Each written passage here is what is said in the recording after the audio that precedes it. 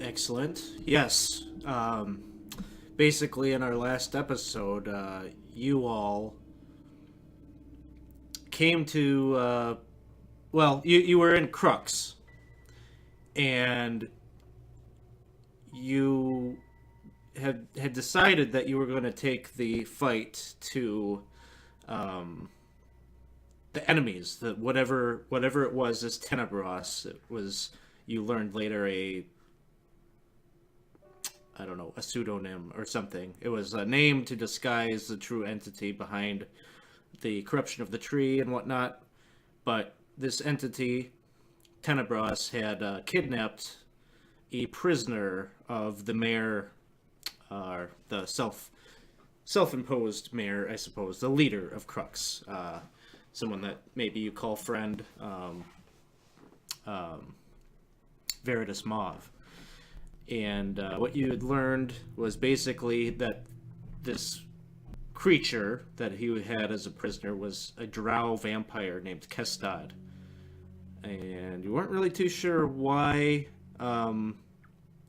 these this villainous force, what they wanted with him exactly. But regardless, he got taken through a portal that went to kind of a dead world. And regardless of what they wanted to do with Kestad, big problem for Crux, because that portal kind of was permanently open, and it kind of seemed that these nasty spirits that can basically kill and impersonate their victims kept flooding through the portal. So you decided to go there and take the fight to them, try to find a way to prevent that from happening. And while you were there in amongst the ruins of this dead world, this old city, Gizmo became very infatuated with this statue of this grotesque, corpulent demon statue. It was wielding this scepter that was adorned with this kind of vile-looking skull, and Gizmo climbed up this big stone statue, gigantic. It loomed over this old city square, and Gizmo was trying to pull that thing out of its hands, but it was just a piece of the statue. It wasn't an actual object. And with that all happening, you were kind of surrounded by all these spirits, and they told you their tale. They referred to themselves as the Love Lost, the spirits of those that had perished, because it seems that at some time in the past, this world started to worship a death cult and a death god, essentially. And they told you that they got very angry when you referred to this thing as Tenebros, and they told you that that's not its name. Its name is Orcus, a former ruler of Thanatos. That was the thing that they all worshipped, and it destroyed their entire world along with them. So they pointed you in the right direction because they're motivated by vengeance. They don't want to see Orcus come back into the world. Something had happened. I don't know if they exactly knew enough to tell you what had happened to him, but he had died, or something terrible had happened to him in the past, and he had kind of disappeared from the world. Even his name, you had experienced that, Veritas was from this world. He couldn't seem to remember this Orcus's name. Every time he tried to say it, he just kind of started stammering and seemed miffed. So something terrible had happened to this thing, and the Love Lost, I believe they told you that what he is looking for is his wand. Seemingly the same thing that Gizmo was trying to pull out. It seemed like maybe the Modrons had been directed. Maybe that's what they were searching for, why the Modron March happened earlier than expected. So, I think the speculation that you were given is that maybe Kestad knows something about the whereabouts of that wand. So, that's what led you to follow up on their tip. They directed you towards a portal that brought you to the negative energy plane, And here you are. You've stormed through the portal that brought you here. You dealt with some ghouls. And what you're noticing about this, there's been basically two chambers that you've been in. They're kind of like these weird spherical stone structures, and there's like no gravity here. You're just kind of floating aimlessly, and you kind of feel sick while you're here, or weakened or diminished, like you're rapidly getting hungry, maybe. Like you're just feeling kind of this like rapid fatigue coming on. Nonetheless, you've also noticed that off of these spheres, or the two spheres that you've been in, there's been a number of like kind of circular openings in the stonework that lead to these like kind of tunnels, like 10-foot wide tunnels, that as soon as you step into them, you seem to be kind of moved by some kind of invisible force right through the passageway. And the one time that you did this, you all kind of like moved at varying rates through this tube, and it would take you into another sphere, where in the second sphere there was I don't know, a dozen of these ghouls and ghasts that you did battle with. And where we ended last time, you had moved from the second sphere to there was like a tunnel.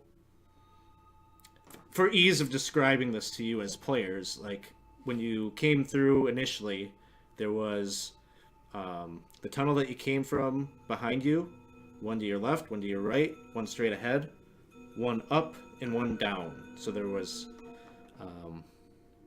6 ways you could have gone, and you chose down. And so, for the people that are watching, you kind of have a sense on your screen there of what's in their future. For my players, do you all have... You might not have this map up, but I'm sharing it with you now.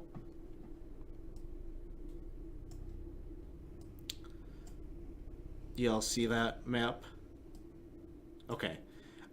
If you navigate up to kind of the top a little bit, like center of the map, top, do you see like one isolated sphere there? Okay. So yeah, that's where you're coming in. And let me adjust my map here. Okay, so what's happening is you all stepped into the tunnel at the same time. You're coming through at different speeds. And as you're coming in, you're basically dropping down and getting shot into the center of this room, where, just like the other room, about a dozen ghouls and ghasts. And Dino, you get shot into the center right there, and it is your turn in the initiative order. So you're just shot straight down. Me? No. Oh. Still in the tube.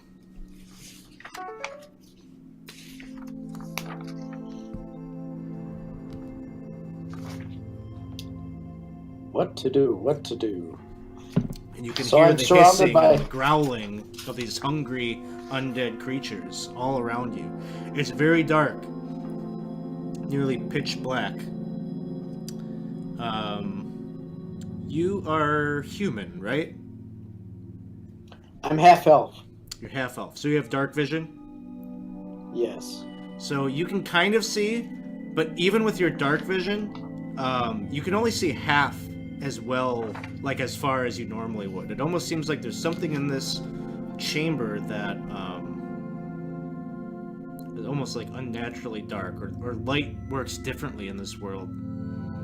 But you can kind of see the movements in the vast empty space around you.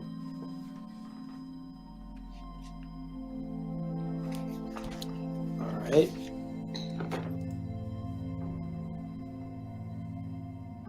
I wasn't quite ready for this.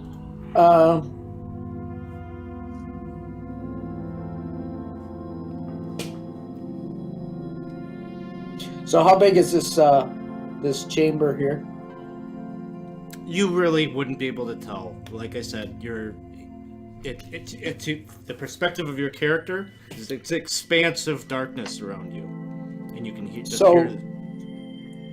So there really wasn't a door that I came through then, huh? You got shot down through the tunnel up above you. So you got shot down. You felt yourself propelled into the center of this darkness. Okay, I'm going to cast Mislead. Okay.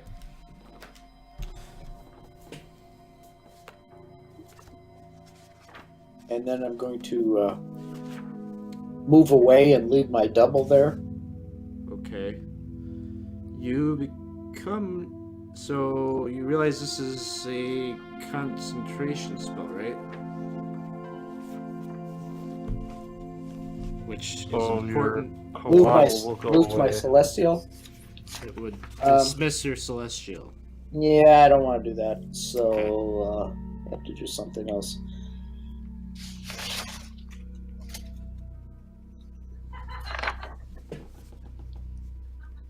I'm going to move past...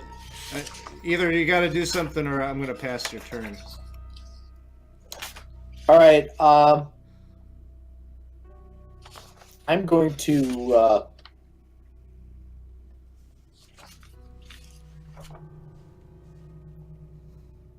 I'm going to cast Leomon's Tiny Hut. That's a 10-minute casting. What? Oh, it is? Yes. I can't do that then either. Just attack the thing that's next to you. Yeah, they're ghouls. Don't overthink it here. All right. This turn is how people get hurt I'm going to do in Fireball. real life. Okay, you're going to do a fireball. I'm going to do a Fireball. Okay. How many can I get with a Fireball here? I think you could get 5.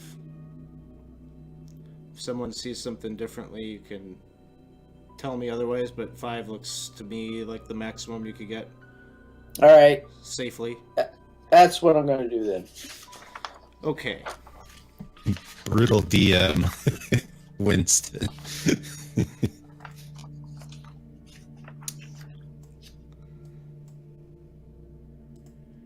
Alright, so, again, we're back to using some fantasy grounds here. Do you want me to roll? Or I don't have to roll for that, right? No, so you go to your actions tab, and then scroll down to your level 3 spells. And then you can click the little magnifying glass next to your fireball.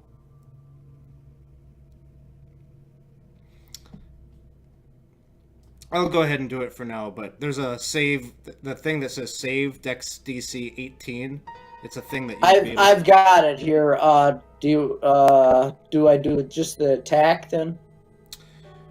You would drag the save DC on all the ones that you would be affecting. So. All right.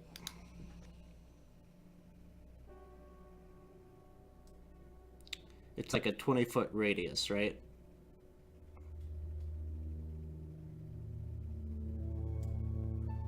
Yep. So, like, you know, you could get those 5 there.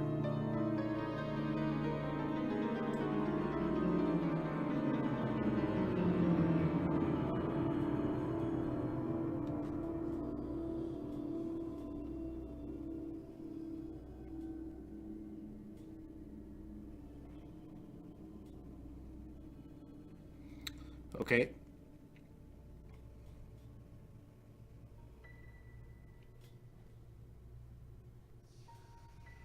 So you've done it 5 times? Yeah. Okay, now you can drop the damage individually on each of those.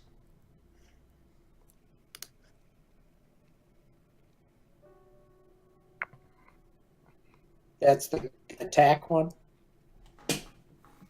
Well, you got... Oh, no, it's just the damage. Yep. Well, let me see. Oops. Oh, okay. Let me just see here. Did you drop that damage on a creature? Or how did you do that? Well, I did click on them, and then I hit the damage or something like that. I did that wrong. Okay, you just did the damage. That's okay. I can handle this. So then, now that you got the damage rolled, you would be able to click and drag that, like that first one was 26 damage. All right. So do you see what, I don't know if you can understand what I'm doing, but what I'm doing is I'm clicking that 26 and I'm dragging that on to the creatures that you had to do saves, and it remembers whether they failed or succeeded. So damage has been applied. I think they're all still standing though, it looks like. Oh, that's great. So, but big blast of flame lit up this room momentarily, so you can get the sense of space after that. It's, massive chamber. It's probably 30 feet in radius. It's probably a 60-foot room. It's spherical. Anything else on your turn then, Dino? I'm going to try and move. I'm probably going to take a You can move about half. It's like difficult terrain because you got to just kind of swim through this gravity-less room. all right.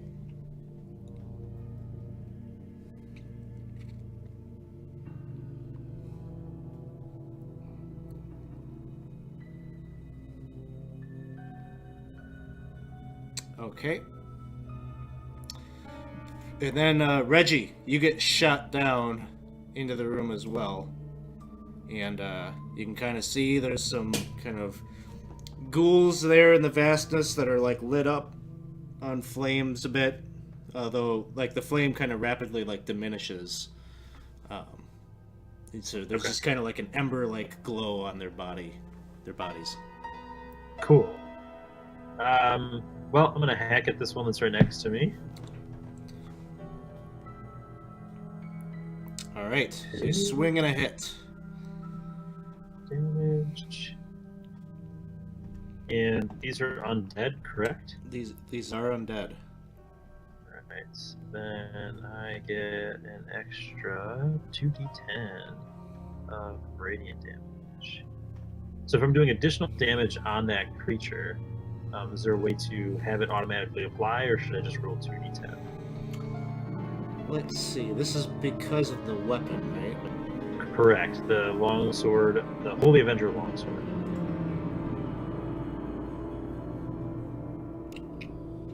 I thought I had made a way for that to happen, but why don't you just roll it? Okay. It's 12. So then I drag that onto him. That didn't work the way I thought it would. I'll just manually do it. That's number 6. It's guess 4. Oh, guess 4. Sorry. That's right. All right. So All right. he takes Cool. that extra damage. Still up, I would imagine. Yeah. All right. Swing it again. Hit. Damage. And 2d10 of radiant damage. So an extra 14. And that is my turn.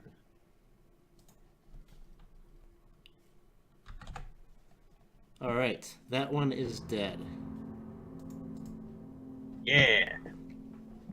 And then the guests take their turn. So guest 1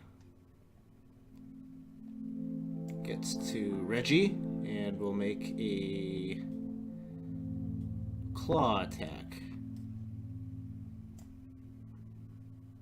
at disadvantage, but he gets a 21, Ouch. which is a hit. Man. 8 points of damage, and then a Constitution save, which you succeed. Whew.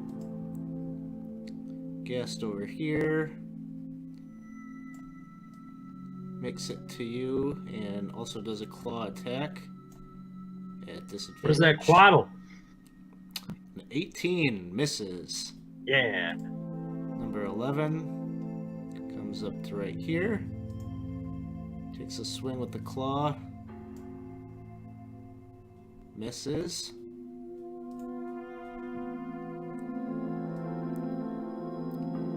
This one dashes Zips over. Yeah. And ends his turn there. Gassed 2. Gets to here. Oh dear. Claw attack. Misses. Whew.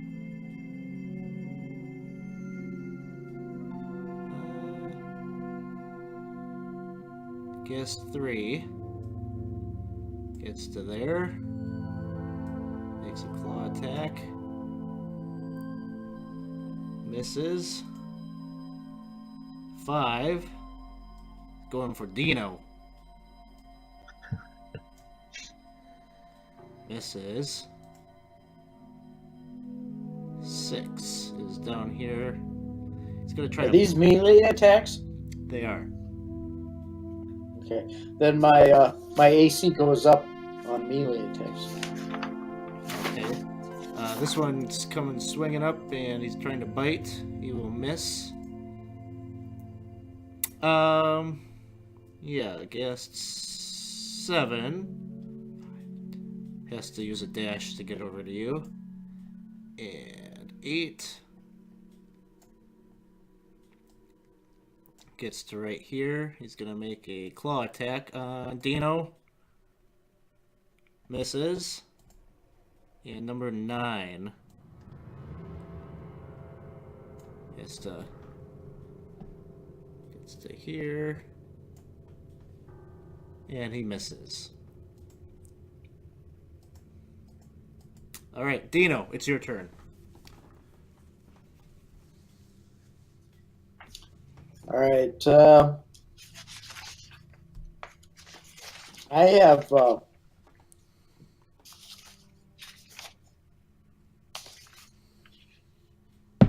I thought I had. Oh, first you have to make... These things smell and rot. And at the beginning of your turn, you have to do a Constitution saving throw.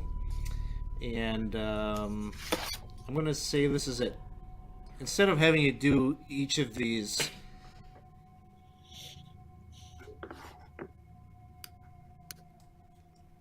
individually, we'll just do one disadvantage. So that'll be a failure. You have the poisoned condition for 1 round. What does that do? It's disadvantage on attack rolls and ability checks, I believe. All right. I'm going to try and do another fireball and see if I can get a few of them in there. Another fireball?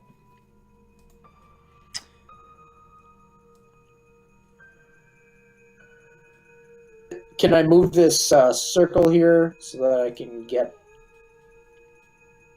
Okay, how many of those did I get there? I'll let you get basically all of those that are lined up. So, All right. all those 6, all 6 there along the left.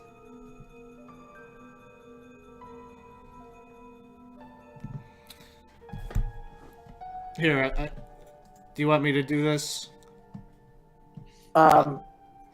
If you want to, it'll probably be faster if you do. I will just fire these off.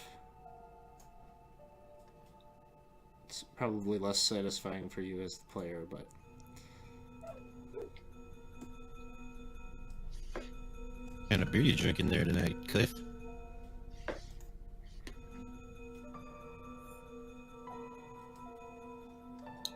It's Smithwick's Red Ale. Oh.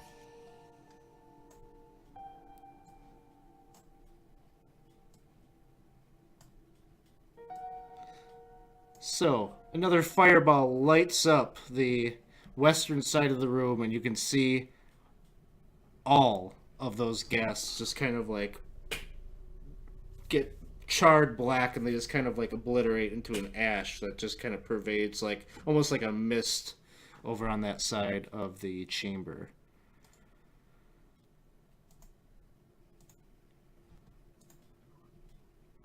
It doesn't take any of them out, though, huh? Ooh. You can never do descriptor text without someone saying, "Oh, it's not dead then." That's what we're trying to describe to you. All right. But is the ash attacking me? Yeah. 19. I gotta know. All right. Anything else, Dino? I'm going to bonus action and give a die of bardic inspiration to my partner here, Reggie. All right. Very nice. Can I have 2? Because I still have 1 from the last one. I don't think you can have more than one. Yeah. Okay, I'll just hang on to it then. Okay. All right. Oh, and Dino, you are marking down your 3rd level? Okay, I see that you have. Okay, Reggie, it's your turn. All right. So I have to make a saving throw. Is that correct? Yes. I can throw it out there.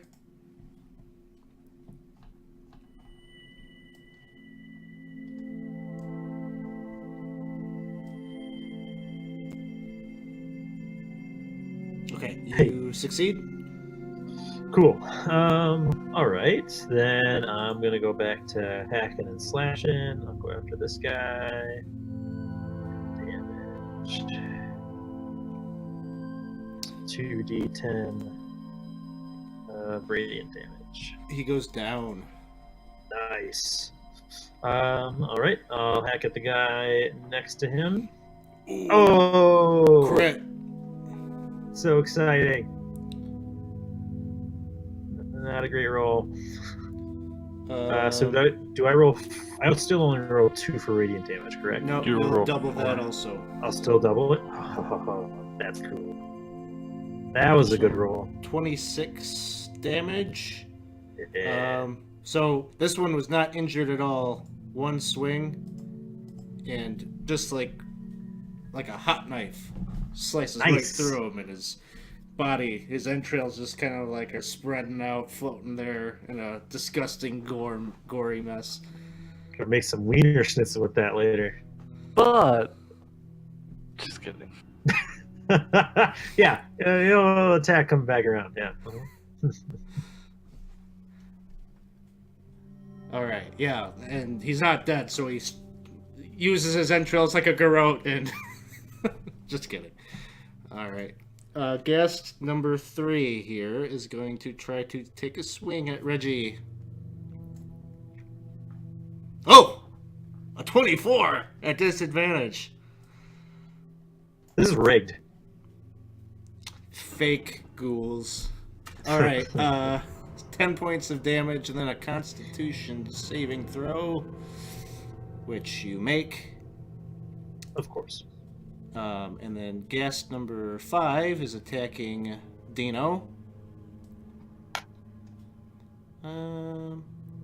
Yes.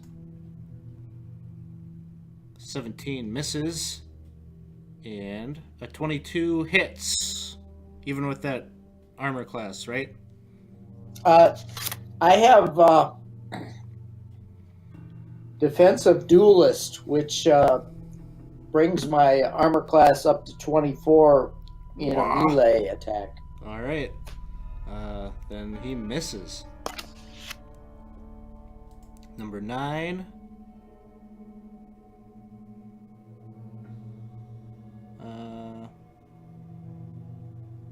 I think I did that wrong. I already attacked you twice. Klaus, you get shot into the room. Yeah. Right in the center. And again, maybe you're somewhat disappointed as you look around at the carnage in the room. You Yeah. realize you've As a missed player, I most of am. the fight. Yeah, I definitely had some cool ideas and some interesting concepts going on here watching all those guys, but now I'm left with 3.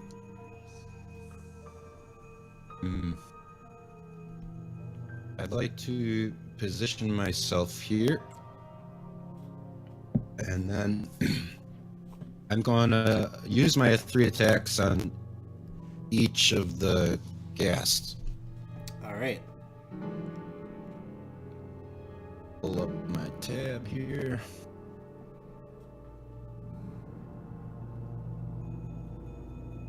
Oh, that's a bad roll. 14. I think it normally would hit, but because it was a nat 1, it automatically misses. Yeah. So basically, just That's don't roll that number, and you should be okay. Yeah, I was actually shocked to see it come out to 14 on the 1. There we go. There we go. So I'll use that on the guy closest to Reggie. Okay. And then I'll roll my next attack and do damage after that. And then that one will be on the guy by Dino. That'll hit. And then damage. That's for Reggie's friend. Okay, I see. You're just rolling. Okay. So that's on guest 3. And then the other one is On 5. on 5. Okay. All right. Well, the one right by Reggie, the silver great sword that you got from the Githyanki compound, cleaves it right in half. And then the other one has a big, massive gouge right across its chest. Is my mic sounding better, guys? For me, it's still crackly. It's correctly? What the shit? Yeah. Okay. Azad's not in the room yet. Neither is Coatl. Dino, it's your turn.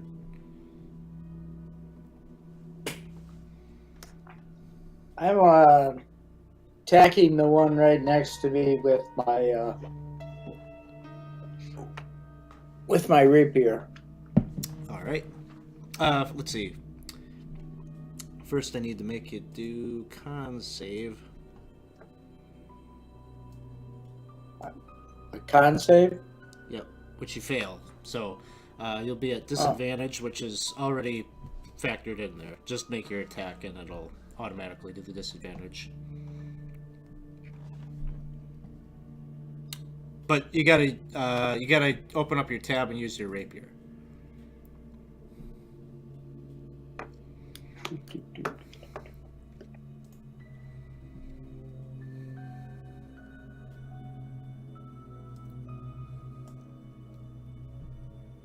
There you go. You hit.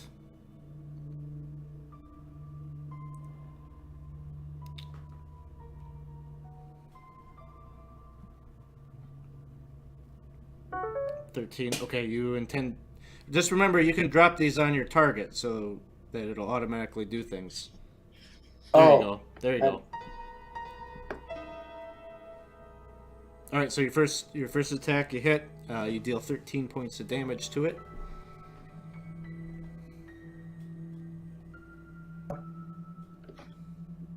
Is that? I forget. Can I only do one attack?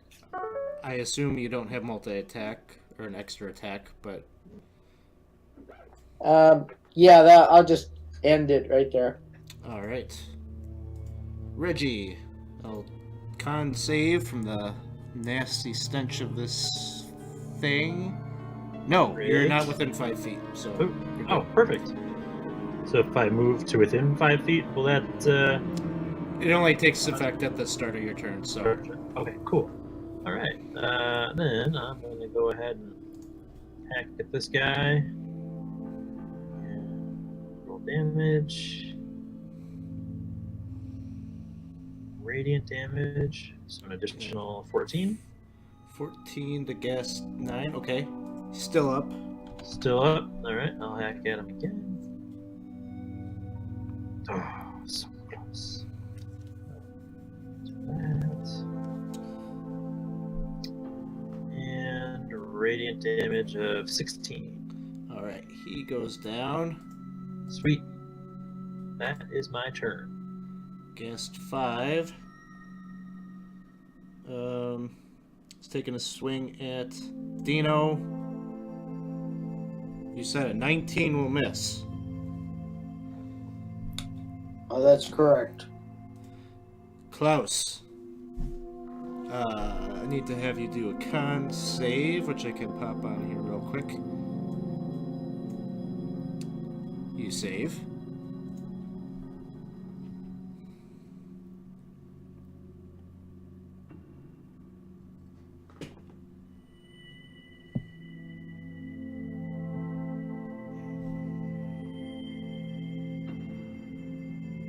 Sorry, Klaus, your turn.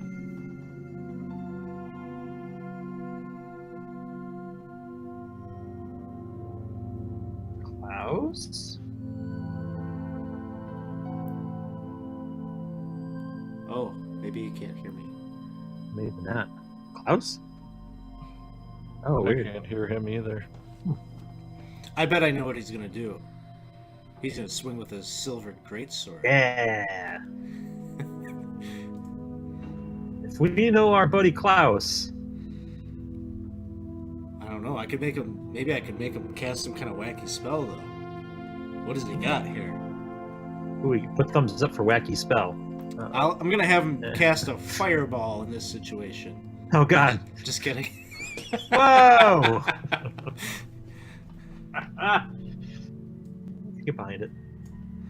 All right. Oh man, I'm rolling that one for him too. It's okay. He's got extra attack. Sure does. There, he hits. And that's enough to take out the ghast. And then with his third attack, he goes and swings at Dino, just because he just wants to see if he can hit that 24 AC.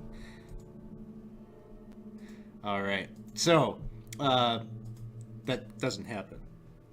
I feel like I have to, actually explain that after the fireball thing. Anyways, so Azad and the Quaddle, 2 rounds later, show up. And get shot into the center of this big, massive, dark room. Nice of you to make it.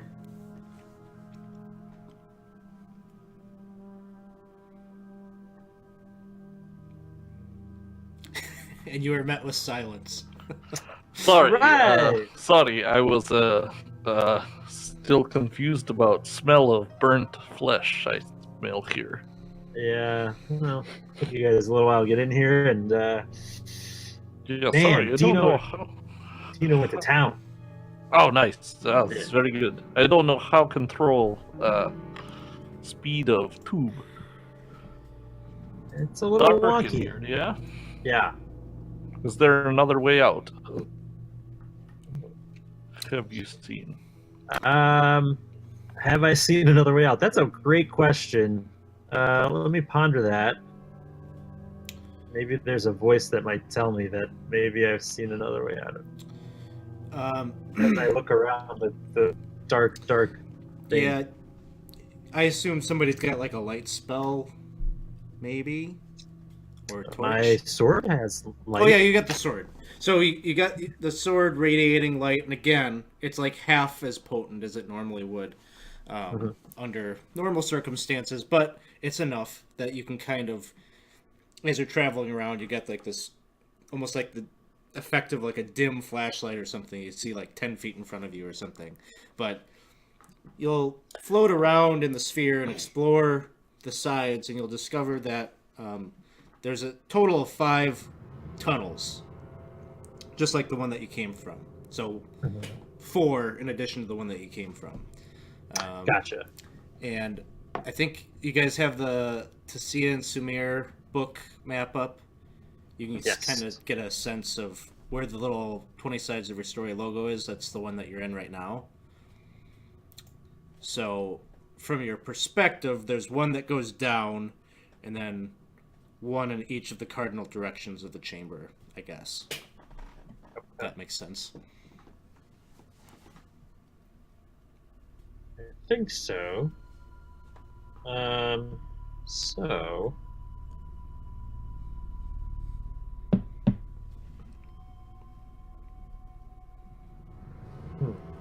So do we have our bearings enough that we would know if we came from one? Or L Yeah, or whatever that yeah. was? Okay. Yeah. All right. What do you guys think? Should we keep going down? Well, yeah, let's go down more. What do you Okay. think? She said down? She sat down. Wait, was that wrong? Too late now. The coatl is, you can tell it's kind of floating through the room, and it speaks to you all saying, "Ah, it is very oppressive feeling in here. Why have you brought me to such a terrible place?" We needed your help. You've clearly been able to handle these guests very proficiently. Why? Why have you come here? This is not a place for mortals. We need to find the one who knows where Orcus's staff is. His Castad. name is Castad, yes. Oh, I don't know what these names mean, but I trust that you are pure of heart. I will go with you only because there are terrible things. Many rumors swirl about in the heavens. Rumors of what? Rumors of a god killer. Yeah, that's what we're trying to stop. Mm-hmm. For sure. Okay, then if this is all linked, I will remain here with you. But let us be hasty. I fear that your bodies will not last long here. This is the plane of all necromantic magics. It all comes from here. And so he'll follow you down. So you're all going into this tunnel that's going down to that one? I am.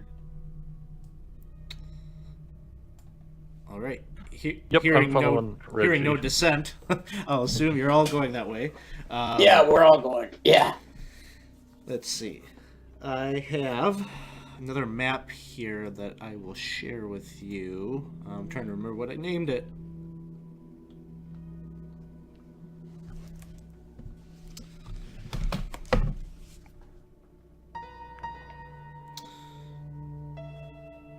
Essentially, this tunnel works just like the other one did. And one by one, you each slowly drop in to this next chamber.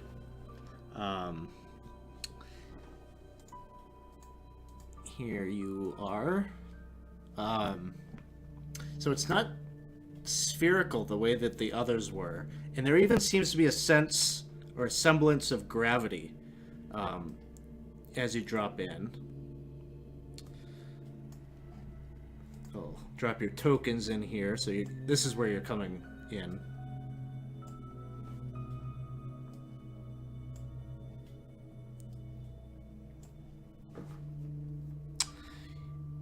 You see before you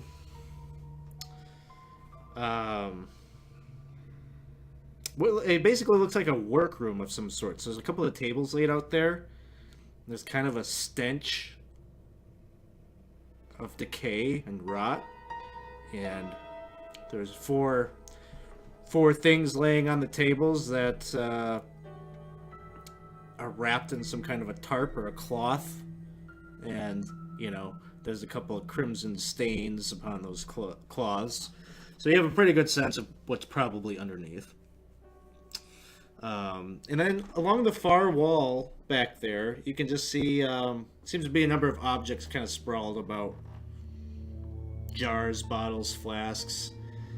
You can see a couple of bone saws and some other strange tools that you'd probably rather not know what their purposes are. And then you can see there's 2 stone doors, one off to the left and one off to the right.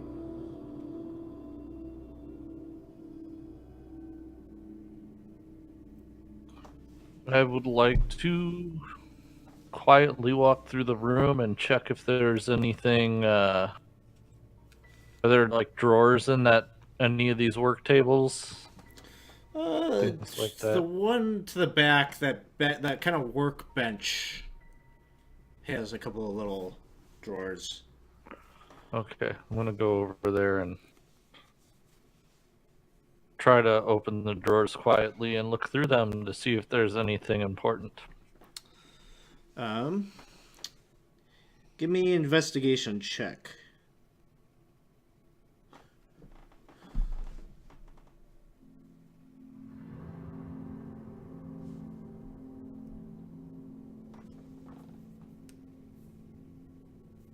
Looks like you got a 13.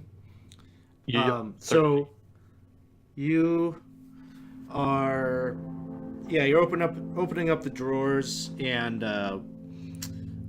you can see there's a couple of rags and cloths that are soiled with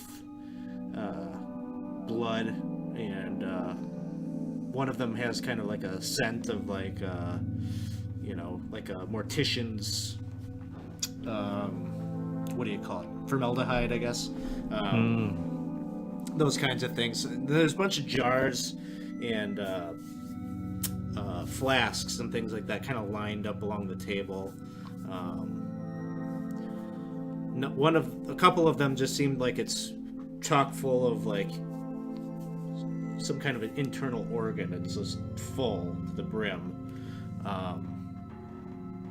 And then you see there's like a book in on the end of one of the tables. It's like a leather bound book. Okay. I would like to open the book and see if it is in a language I know. It would be in Abyssal, which I think you speak. Nope. I speak Infernal. Okay. Drat. Anyone speak Abyssal? I don't think so. Anyone have tongues? I'm trying. No, that was removed from my list. I'm trying to I have, check.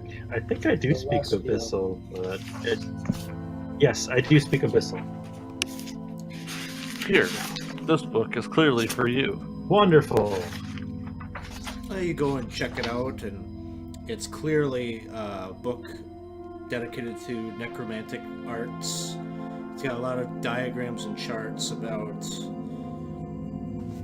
a lot of like kind of like cut marks on bodies, like where to remove different things, which seems to fit with what you got going on here. Okay. Just kind of it almost for you as a paladin, it almost hurts you to be holding this book and it's so the evil energy is almost like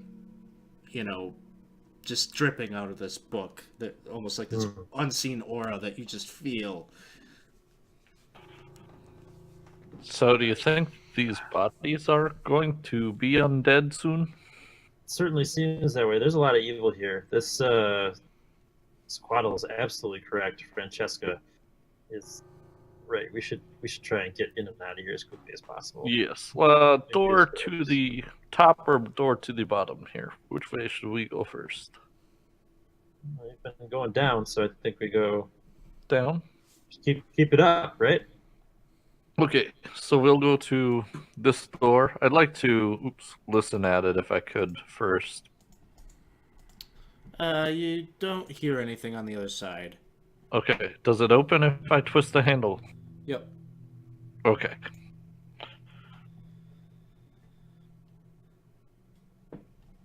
The door opens up into what seems to be a storeroom. You got boxes and crates, barrels, and clay urns that are stoppered all about the room. Ooh. I would like to remove one of the stoppers. Okay. You remove one of the stoppers from one of the jugs, and you get kind of blasted with that formaldehyde smell. Okay. I don't know. You see anything in here important, Reggie?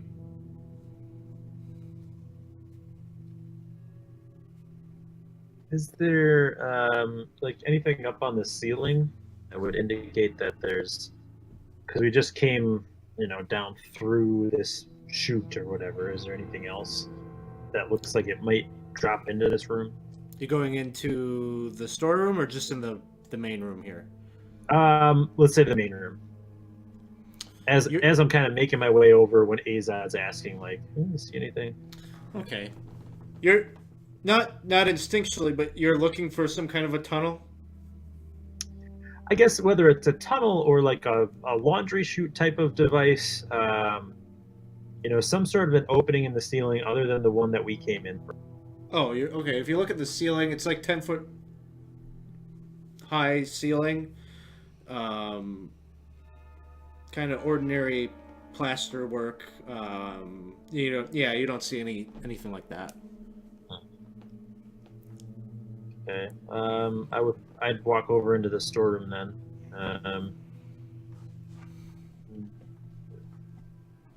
Maybe like kick some of the boxes and barrels and just see if there's anything in there that could help us understand what this stuff is or where Castad may have went if he's been in here. You kick one of the barrels. Both the barrels seem like there's something in them. You get a sense that they're kind of heavy. Is there like a plug on the top? It seems like it's like Maybe a band. they It's call it like a banded bung? lid. It's basically got a band that you would loosen the little lever, and then the top would pop off. Oh, okay. Yeah. I'll do that and just kind of see what's in there. Okay, you do that, and you pop off this top, and it's just give me a Constitution saving throw. Hey, You're able to keep it together as you veer down into this This barrel is just full of severed legs and feet. oh god. And so Okay, I'll you put the kind of lid hold. back on. It smells disgusting, and there's just kind of like the rot is terrible, and you quickly throw that back on. Yep. There's legs in here, guys. There's legs. They're gross. Okay, Wow. maybe we'll try the other room, huh? Yeah. Okay, Yeah. I'll listen at the store. Okay. Anything else in that storeroom that is less disgusting? I'm not looking. If you want, go for it. We both kind of looked around there and didn't really find anything that wasn't disgusting, so... What would you like to do, Dino? What was it? This red thing in the corner here? I wouldn't. You got crates and bags and barrels and Azad had uncorked. There was like a little clay jug in there that had some kind of fluid in it. Oh. I'm gonna see if I can crack open these crates over here. Sure, yeah, you can do that. Inside one of the crates is a number of like more tools. They seem to be made of like a silver material. One is like a pliers that seems like maybe it's used to remove teeth or something like that, and all sorts of kind of gruesome implements.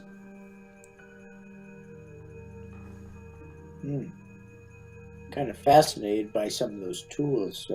There are a lot of them. Yeah, quite a few Yeah. actually. These ones don't I seem might- used. They're very similar to the ones out on that main bench, but these are all clean, untarnished Yeah. ones. I think I'll pocket a couple of them. Okay. Go ahead and make a note that you've done that. If you go into your inventory on your little character sheet, you should be able to add something, and you could give it a description. How about, do I have Klaus? Is Klaus back? I think I'm back. Oh, he's back. Okay. What would you be doing? I'm meditating. I'm Okay. trying to communicate with the Winter Yeah. Court. The Coatl is kind of like right by you, also meditating. You almost feel, just by presence in this of this celestial being, that it is deeply disturbed by being here. Like it's almost like it was plucked from its home and brought to. It's kind of like Klaus being dropped, a winter creature being dropped in the middle of Chult. You can tell Okay. it's unnerved. It hates being here. Can I tell why it hates being here? Is it just because of the death and the grossness of it, or is there something else? Yeah, it's a being of good, and it's been brought to like almost like the exact opposite alignment world. Okay. So I'll come out of my meditative state and try to communicate with it that we'll give these guys one more minute to do their business and we'll get out of here. okay, says sounds good. I can't stand to be here much longer. And Azad, you're over by this other door and listening. You don't hear anything. Okay, I open it. On the other side are another closet storeroom, but this one has kind of these shelving units full of books. But some of them have like these glass jars that have things like eyeballs. A couple of them have some like mini. There's like a larger one that has a whole head, just kind of soaking, preserved in this liquid. The head has like kind of a horrified look of someone that died a gruesome death. And its face is permanently transfixed in horror.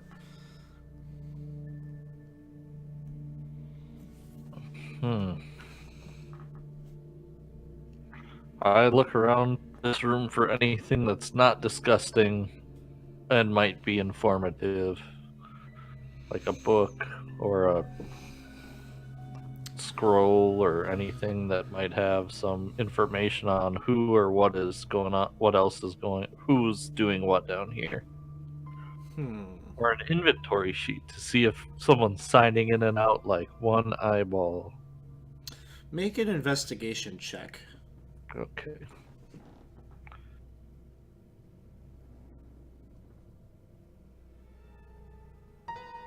$19. There's one book, as you're perusing these, a lot of them seem very academic, very textbook necromancy. But then there's one book that seems more like a journal or a diary, and as you pull it off the shelf, the content, you're reading through it, you're just kind of flipping through it, and the content kind of like suddenly doesn't matter to you because you realize that it's like self-references the author, the person that's penning these notes, is Asarak. Huh. And I guess you would know that name because it's come up probably with Klaus and Reggie a number of times. Like, hey guys, you know this Asarak guy, yeah? He's doing this journal here, have for you. Wait, so Asarak's been in this room? Or is this something that was stolen from it? Maybe? That I do not know. He gets around, doesn't he? You tell me he's quite the evil character, isn't he? Oh, he's I the believe worst. I believe that Asarak is far smarter than to be doing experiments in a little crappy hole like this. I mean, think about the soulmonger. So maybe someone did steal it. Yeah. Huh. Well, what's the rest of it say? Mostly just journal type stuff about. What's it Make about? Are we mentioned in it? make I don't know. Let's have it be a insight check. It's probably not the right check, but 28? Woohoo! this book it references, there are things about it that make it seem like it was written prior to him becoming a lich. Like there's references to people he's like talking to. So this is like his real life. So before we met him in, Sigil, and he was buying weapons or whatever. Journals usually chronicle the chronicle events by the date, so you could read in the journal when he was writing this. This Like is true, and there is some kind of a dating system that doesn't make any sense to you. Negative energy plane dates much different. It's like star dates, different.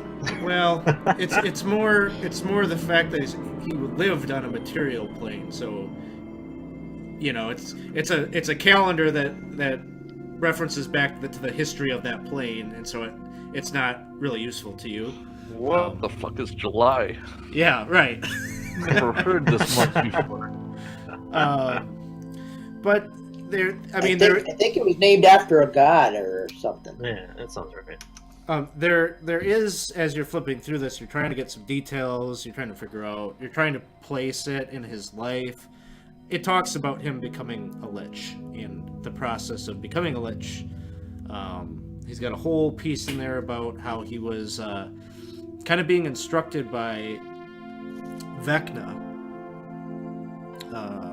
I don't know, that name probably doesn't mean anything to your characters necessarily, but it talks about how this character Vecna was coaching him through, like, almost like a mentor, how to become a lich and how to learn a very complex ritual that would end with him drinking this potion after there was a whole piece about the part of the ritual involved killing a very powerful spellcaster, and then after the whole ritual is completed, he would drink this potion that he was working on, and that would cement his transformation into a lich.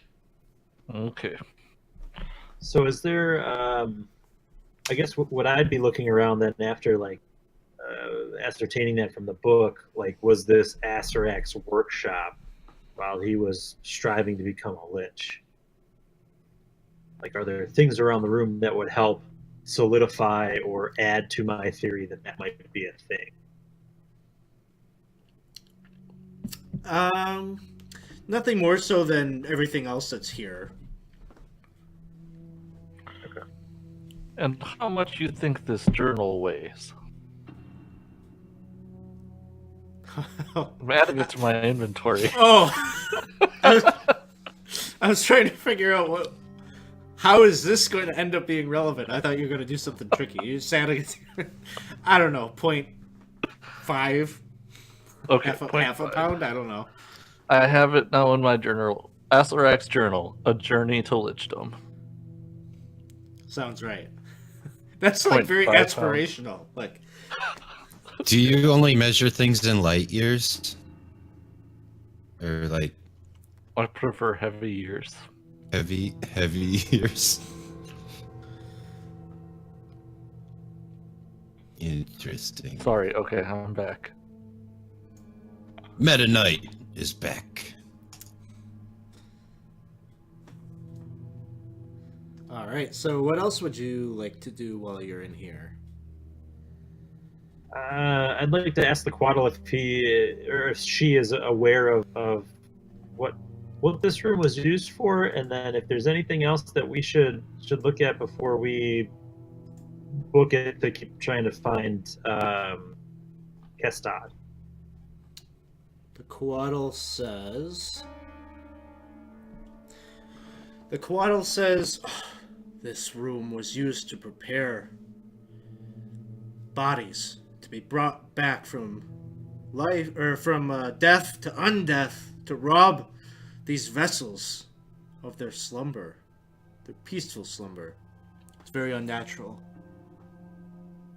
There's something about this table that doesn't feel right." Table with all the tools on it. Yeah, and it's kind of like looking it up and down, and it says, "Look here." And the Quaddle kind of gestures down to the ground. You can kind of see that there seems to be almost like a little tiny groove or something that seems to kind of wedge out from the wall. Groove that seems to line up with like the legs of the bench on the floor. I'll It slides run back my on. hand along it. I'm sorry, say that again, Reggie. I'll like rub my hand along it and kind of see if there's like something to pull or pop or push or something to get that thing to move. Yeah, maybe if I draw this, I'll kind of... So it's almost like there's kind of a groove that kind of is, has a curvature, almost like this table would like slide out along the groove. Okay. Yeah, I'll like pull the table as if I believe that table would turn on a pivot point. You do that, and it seems to move very easily, and it almost like glides along the floor, and then you hear a click, and then in the wall you can kind of see stones kind of like almost magically kind of unfold and peel away, revealing another one of these like 10-foot in diameter circular tunnels. Hey, it's Diagonal Alley. All right, guys, are we ready? We're gonna. Hold on 1 second, Reggie. All right. Good job, Reggie. I'm gonna unwrap all the bodies. I don't know if someone did that already. Nope, go ahead. I'd just like to go through each one of them, and I don't really care if there's anything hidden in there. Basically, though, I want to take one of the sheets and the rope around the waist. Okay. I'd like to add that to my inventory. There's rope on the bench. So you go up to this I one. saw that. Yeah. And you're like undoing like the rope and like trying to pull the sheet off of it. Mm-hmm. Okay, so as you're doing that, there's kind of this blast of like really, decay and rot. And as you're doing that, there's a body in there, and it's more or less mummified. Just kind of shriveled up skin. You get the sense that there's big, like, wounds and cuts in where the flesh was, and you can kind of see its chest is like sunken in, as if all of its vital organs were pulled out of it. So I did that one kind of carefully because I want to preserve that material and the lashing or whatever you would call it. The rest of them, I'll just pull out my sword and quickly slice them open to see if anything cool's inside. Okay, so you go You're over gonna to have this to one. hopefully really no wash that monsters. sheet. No enemies come out of it. Well, you go up to this one and you pull out your sword, and right as you're about to like swing down with your sword, you feel like a hand, like a skeletal hand, like grabs at your leg. Do I know from where? From the body. Oh, okay. Like it blasts out from the sheet there and grabs at your thigh. He's a goner. Save ourselves. Go for it, guys. Just I'll kidding. take care of this.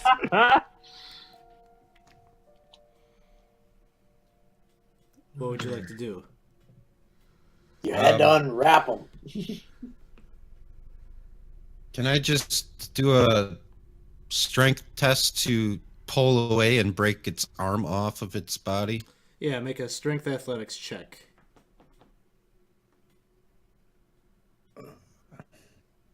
Abilities. Skills. Oh, God. You kind of try to yank its arm away, and you pull up, and this giant the skeleton just kind of like pulls itself up and is like gripping you, and like it embraces you. Aww.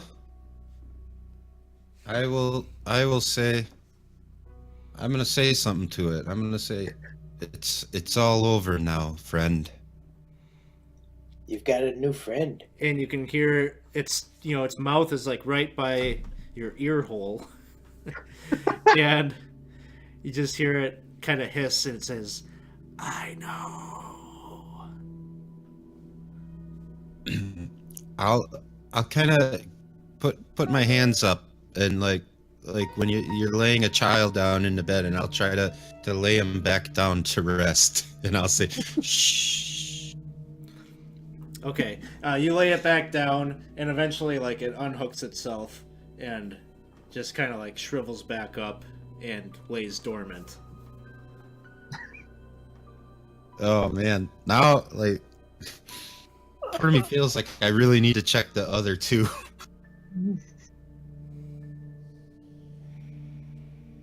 I mean, you guys are watching all this. What are you guys saying to me?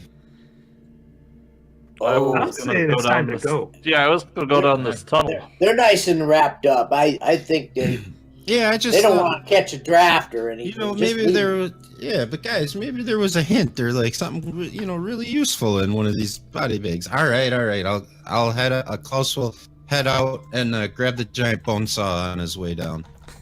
Okay, sounds good.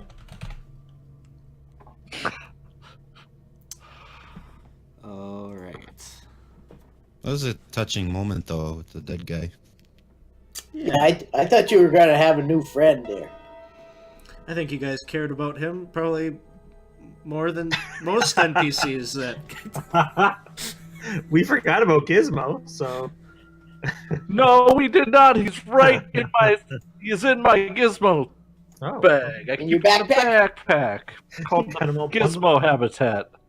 Have them speak up once in a while. I like to hear them. We can't understand him. I still like to hear them. Gizmo, Makes me happy. say hi to everybody, Gizmo. See? Yeah. right. Tunnel. Tunnel. So you guys all... This one seems to act differently. Like you all are moving at the same pace.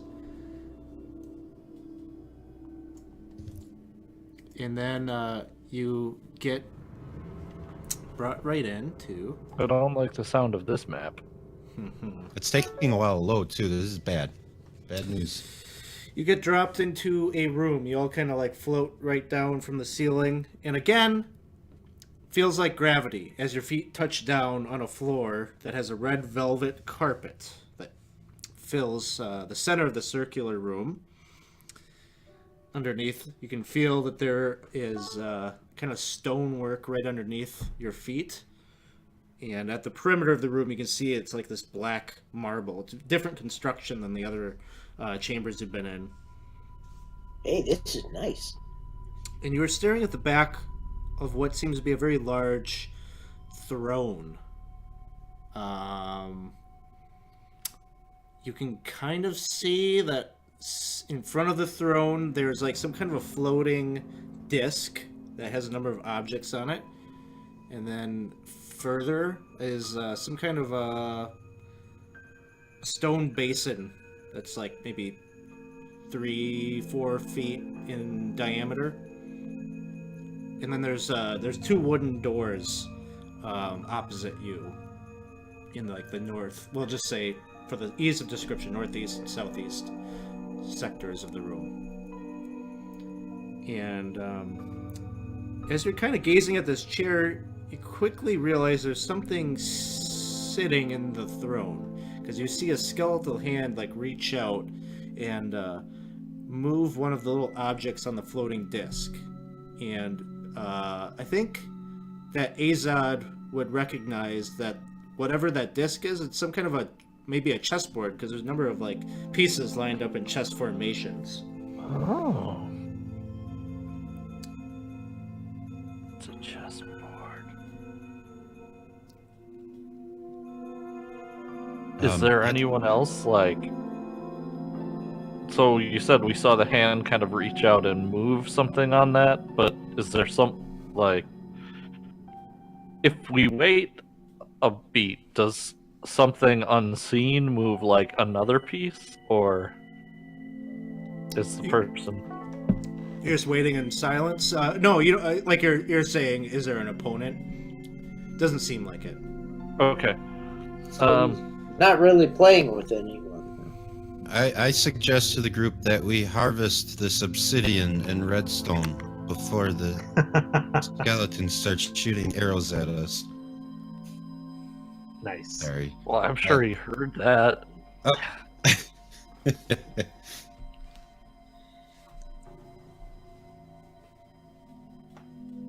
I don't So yeah, have anything constructive to say. Maybe Reggie, you want to go talk to it? Reggie. Of course I do. All right. I'll kind of like walk cautiously, kind of like up and around,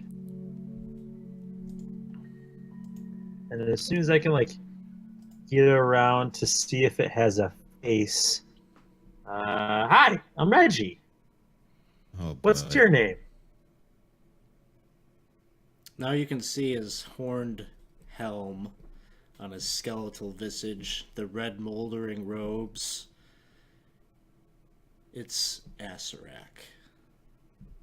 Oh, I will pull out my sword and run after him.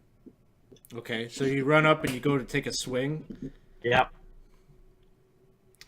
You run up, and he turns to look at you as you come charging forward, and you swing with your longsword, and it just shatters, and his body falls to the ground, and bones collapse upon the throne. Wait, my sword shattered or he shattered? He shattered. Oh. Oh. Do they look like the bones of a lich, or do they look manufactured, like I was duped? Make a medicine check. Okay. I think that was too easy. Let's see. Ooh. Yeah, It's not it looks authentic. The bones look authentic, but Guys, I killed Asarak.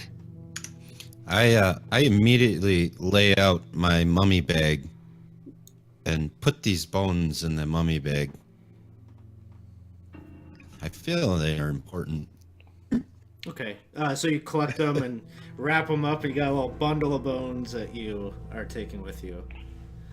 Reggie, now you attack this thing and it's shattered.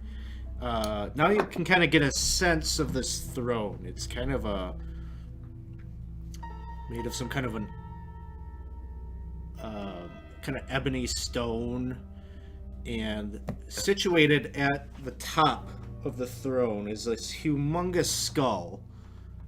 I don't know, humongous is the right word, but it's larger than a human's skull. But it's the prominent headpiece of this throne, and it's got embedded in its skull this dazzling diamond. Oh. Huge. Hey, Reggie, do you want to sit in that throne and feel what it's like to be Azarak? I would not do that. Good right now, but looking at this skull, does the skull remind me of the skull that was in that vision I had when I was being like tricked into walking into that portal? The skull? Yeah. It's like a ram skull or something. This is more like humanoid. More humanoid, but larger. Okay. Yeah. All right. Does it look like the diamond is like lodged in it, or is it just like superficially attached to it, like with glue? It looks like there's some kind of like a chassis kind of thing that was built. Like, yeah, like it was hammered into the skull. It's not a part of the skull. Like it's a removable thing, but you know, it's got kind of like some kind of a brace or something that's holding it there. Gotcha.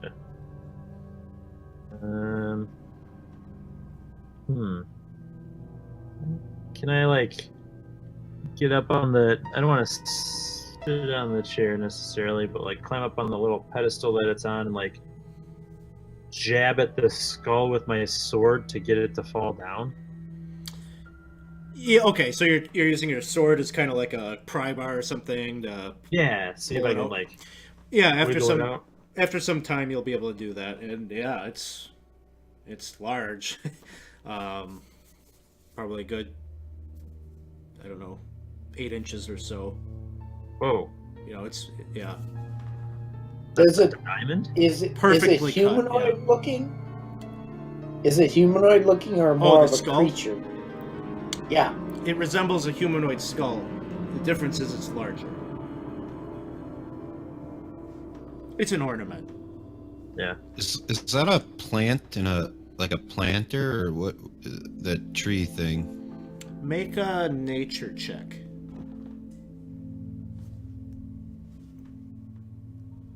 Nature would be what? It's an intelligence space check. Okay. Okay. You yeah, you see that you've seen this before, Klaus, kind of. When you went and talked to that demon back in Crux, he had a plant that was kind of like a flowering cactus-like thing. That's what this Okay. looks like, but it doesn't look like it's as mature as that one did. Is Yeah, there there's kind of- soil? Yeah, yeah, there's kind of like a dry soil that is in the pot. So you're kind of going up here and you're checking it out. Point of order. Yep. Our good friend Winston has just redeemed interesting Okay, thing. got it. Before I will find a way to incorporate that. I just I want to take those bones I had and put them around this plant and bring some water over. Is that water in that, or is that just a table? Okay, so hold on. There's a lot of things I have to describe right now based on Oh, how this is okay. happening. Sorry. Okay. I'm jumping ahead. Yeah, we'll start with when you're looking at this plant. It's interesting because you can kind of see like this little window into another world that seems to be like bringing light down into the plant. It like hovers like 10 feet midair. It's just visually, like when you look at this little spot, you can see a jungle-like world. It looks very much like Chult, and it seems to be giving it light. Then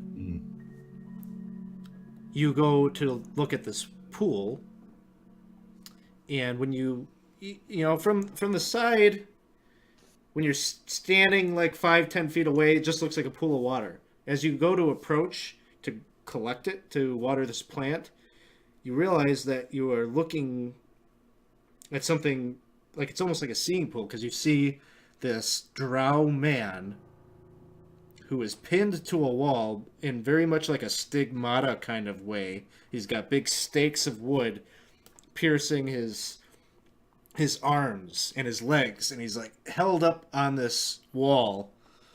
And you see this skeletal-like creature with a staff, and it's got like 3 separate skulls that sit on its shoulders. It seems to be torturing the man. And this drow thing in the this dark elf that you're looking at is saying, "I'll never tell you anything. I will never betray Kieran Salih. You'll have to find another way to find what your defeated master wants." Can you say that name again? It cut out. Kieran Salih is the name. He says he'll never betray Kieran Salih. And the skeletal thing that's torturing him seems to like grab at one of these stakes that is protruding from his body and like shoves it in a little bit further, and he winces in pain. He's being tortured.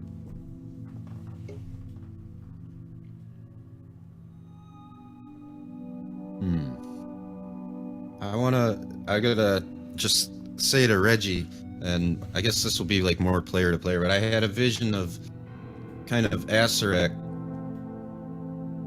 as a more of a flesh and bone type being, and became this demon / god somehow here and left his physical form behind him, if that makes sense. Oh.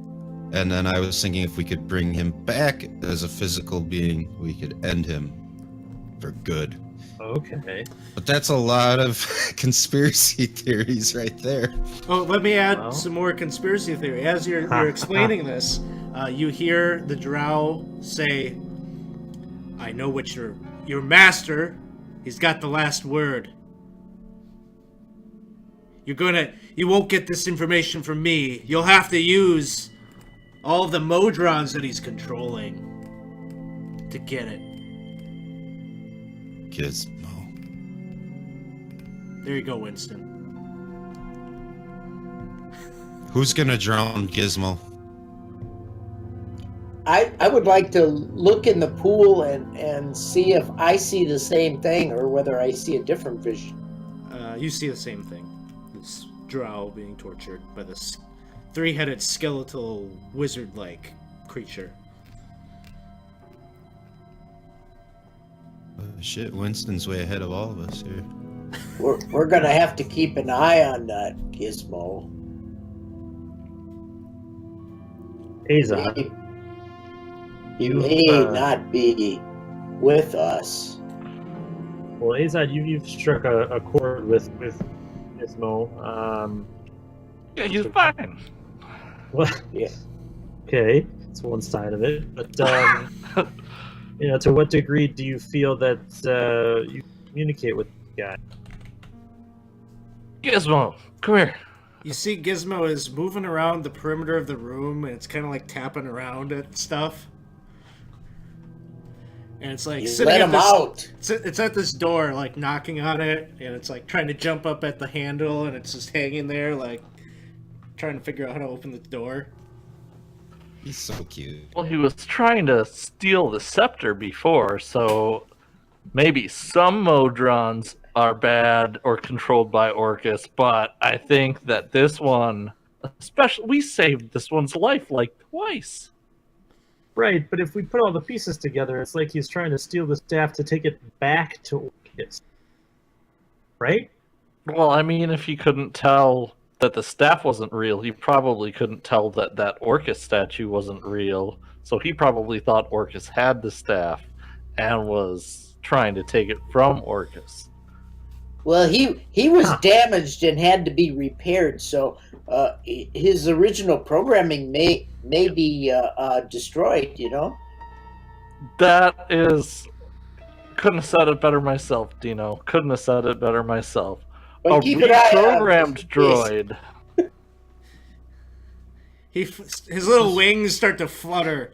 He's frustrated with this story. He goes over here. He starts like messing around with this one. Gizmo, come here. I come up to Azad and they say, you know, Bubbles, sometimes if you love something, you need to let it go. Did And you then just what's call their- me Bubbles? Yeah, when Bubbles gets a cougar. He's anxious to leave. I'm probably the mountain only lion. one that gets that reference here. Oh, yeah, okay. I thought everybody Just watched that show. no? Redeemed one more thing that Oh, might be able to use. A one critical hit. I am going to make an impassioned defense of Gizmo and Oh, crit no. on it. well, you can't really. I don't do skill checks player versus player, so Yeah. you just have a critical hit, Azad. All right, How about I'll use that? a critical hit on the next person who suggests that Gizmo might be crooked. I'm not suggesting. I'm just saying. I'm just There's- kidding. I wouldn't attack either of you, or would I? I wouldn't. Hey. Can I try to relate to you, Azad, about how you feel about this creature? Sure. So, where Reggie and I are from, our animals don't talk. And I know this isn't an animal, but you have these squirrel people here in your world and all these weird but you see Gizmo as a pet. It doesn't talk a language you understand. It's just this adorable little guy. Mm-hmm. So I understand why you're so bonded with him, but let's try to think logically about this. You can use that crit on me, you know? No. Well, Yeah. what about this? I mean, has Gizmo actually done anything to harm us yet, huh? No, not yet. And what's the harm with just having him around a little longer? It's like the same as giving permission to Android apps to just watch everything. You know, that's kind of. Wait, what's Android? Yeah. Well, I'm sure Azad would be perfectly happy with being responsible for Gizmo's actions. yeah. I mean, what else? Like, what can it know? It rides around in a freaking backpack all day. All right, I got a compromise for everybody. Is Okay. let's just disable his hearing mechanism, and he can still Want hang me out with to us. stab its ears out? No, just I'm sure like you could just like unplug him or something. The Well, little hold Modron on. comes and flies over by you, Klaus, and then he like feebly like kicks you in the shin. Uh, He knows what you were trying to do. Wait. Gizmo, you speak common? This whole time?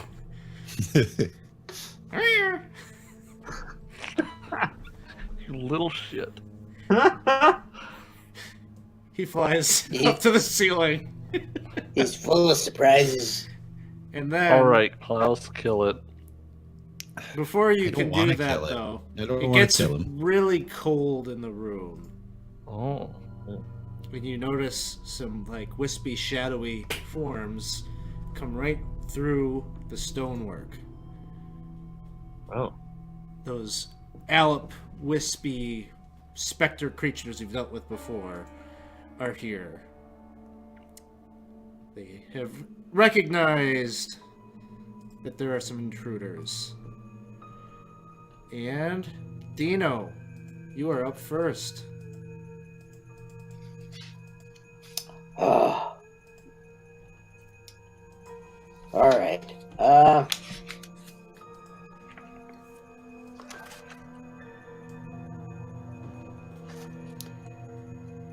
I'm just going to attack this first one over here. All right.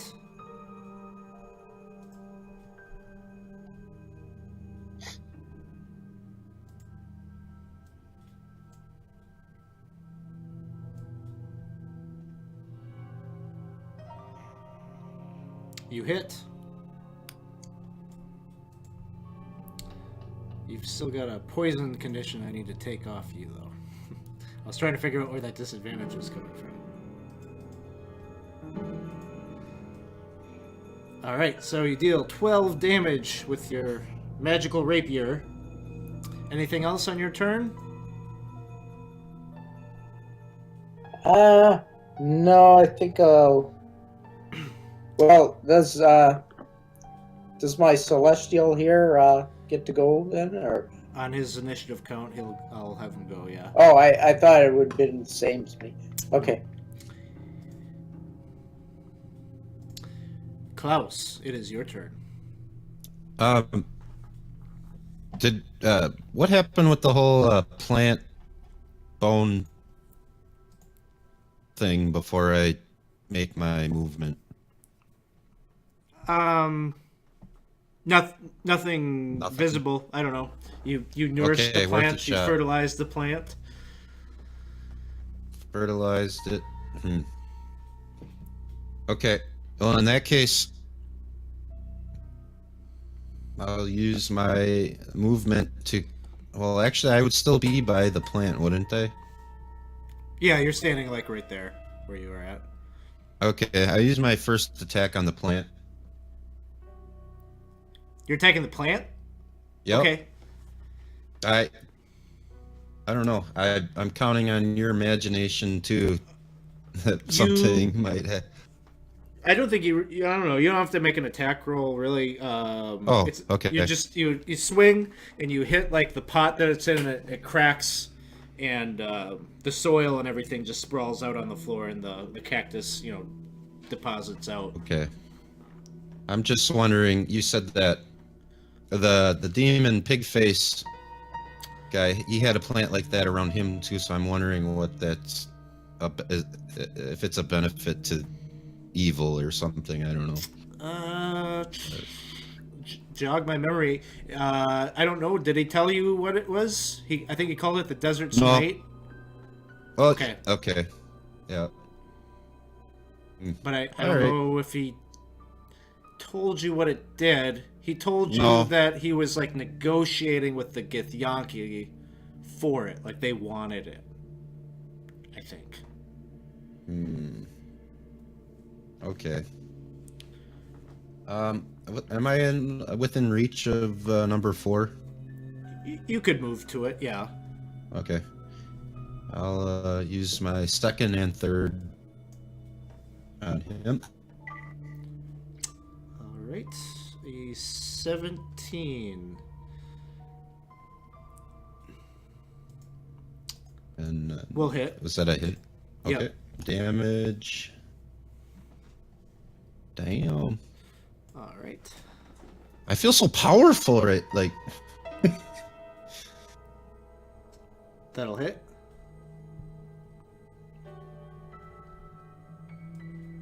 I'm used to playing with like these 4th level characters or whatever all the time, and having a real character now is like exciting. Yeah. These high levels are pretty crazy. Azad, it is your turn. Okay, so I'm going to use my thing where I can teleport up to 10 feet before each attack. And I'm going to shoot this guy. Get my rapier.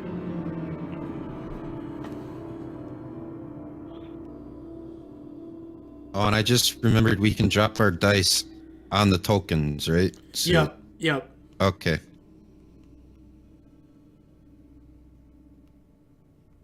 Okay. And then I'm going to attack this one. Wait, no. This one, yeah.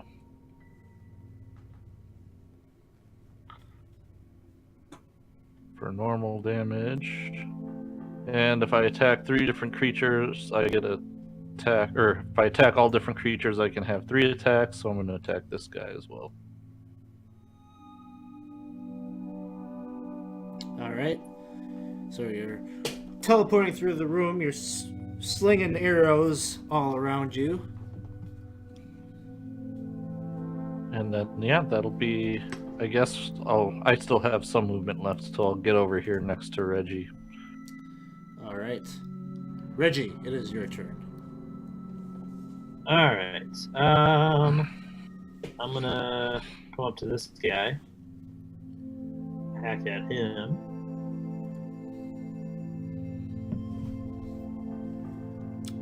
You'll hit. The Lightbringer sword comes down on the Alp. And he is undead. Awesome. And the radiant damage bonus 9. Alright. Then I'll hack at him again.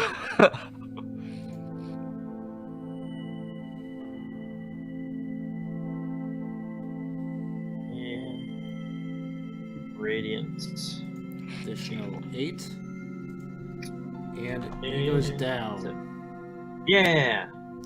As you swing the Lightbringer sword through its form, it just kind of dissipates. And then it's the Coatl's turn. So is that, do I notice if that's different than other Aelips that we've fought? In terms of it dissipating? No, it's like the same, yeah. Like, it just kind of like, there's like a vacuum or suction of like energy or force around it, and it just seems to like kind of pop away. Okay. Then the Coatl is going to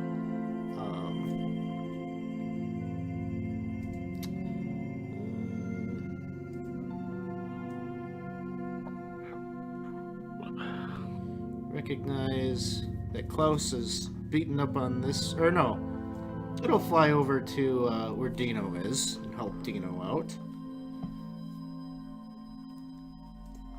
And it will... I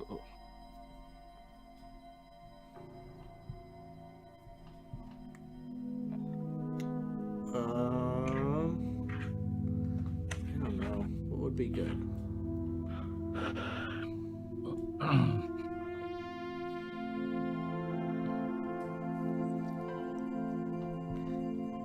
It will attack with a bite.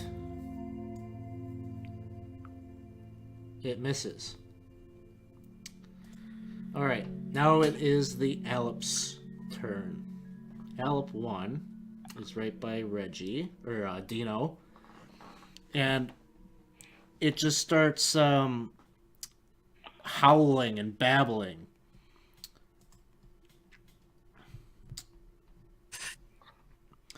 Let's see. Everyone within 30 feet should be all of you, I think. Yes. So you all do wisdom saves.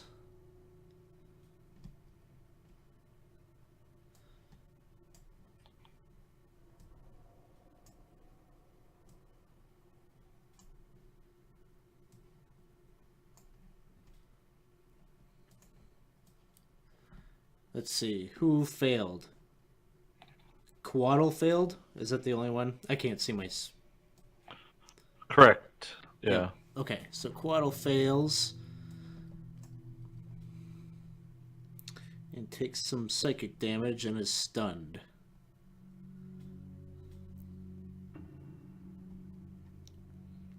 Alright, so that's his turn. Alep 3 moves over here to Klaus, and it's gonna do the same thing. Just starts babbling, howling, and screeching. It's terrible noise for all of you, as you kind of instinctually want to grab your ears to prevent these sounds from happening. Oh, my beautiful elf ears. Okay, Dino fails. Klaus fails.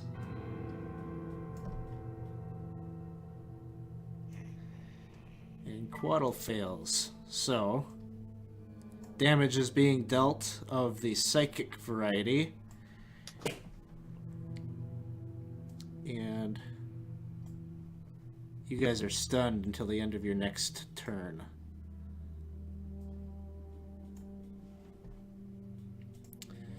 Alep 4 is... Where is it? Oh, it's right by Klaus. So it's going to use its Maddening Touch attack. What kind of damage is stun? Stun is a condition. The damage type Oh. was psychic. Even with you being stunned, this Alep number 4 misses. Ha! Sucker. Should have rolled better, Alep. This one over here flies forward and is going to attempt to attack Dino.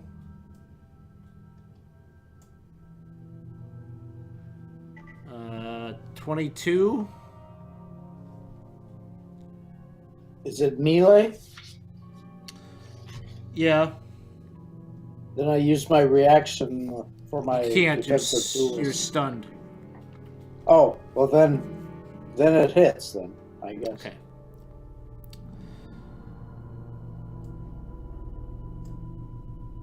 You take 10 points of damage. That could have been a lot worse. Number 6 is over here, and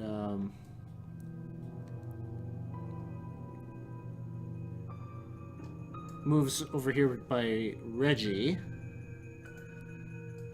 and uses Whispers of Madness. Wisdom saving throws for Reggie, who saves. One on Azad, who saves. And one on... Oh, Dino, you need to make a concentration check on your spell. Who saves?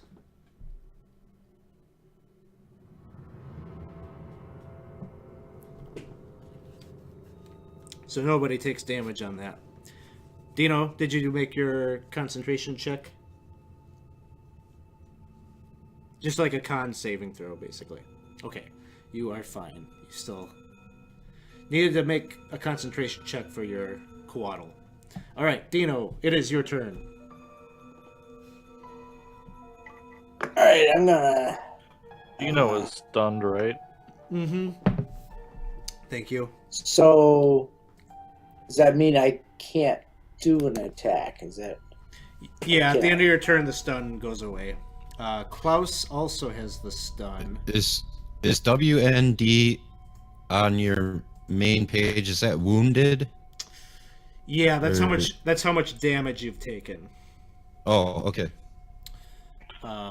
So Klaus, your turn comes and goes, and you recover from the stun, and then we go to Azad. Okay. I will shoot this. Oh, I guess I can just do them and don't have to tell you which ones they are. Shooting this one. Oh, automatic miss. Have you used Shooting your, this one. Have you used your crit hit yet?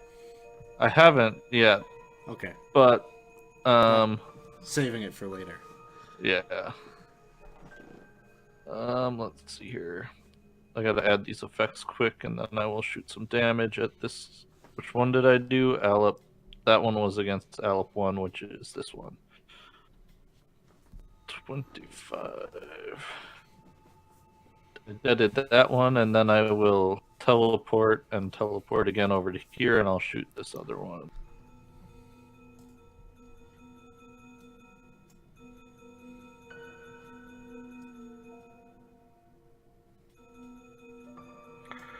Okay, and then that's it for me. All right, sounds good. Reggie, it is your turn. Alrighty. I'm gonna hack at the one that's right in front of me.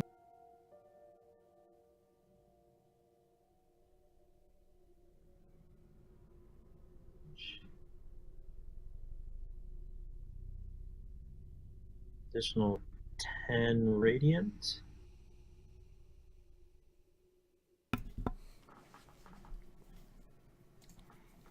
I'm gonna hack at him again. Arms are getting tired. Just like the other one, your radiant sword is cutting through and Yeah. evaporating pieces of the wispy form in front of you. Nice. Did you roll the extra damage? I did on the first one.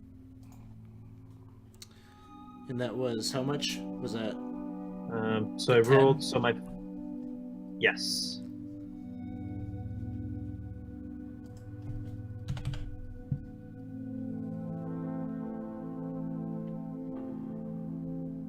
It's 22, 30, 36 damage total so far. If he's not down, then I can roll another 2. The 2d10. Yeah. Okay. So another 6. All right. Again, this one kind of dissipates and evaporates with a pop. Awesome. And then we have the Quaddle, who is stunned. And then it is Alp 1's turn. Alp 1 is dead.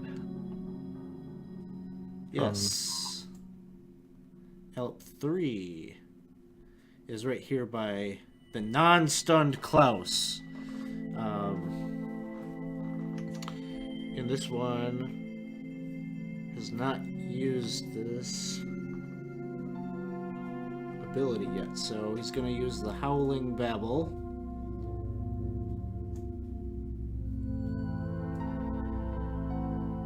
Screeching. And you almost hear, it's like speech, as you're trying to make sense of what it's saying, and it says,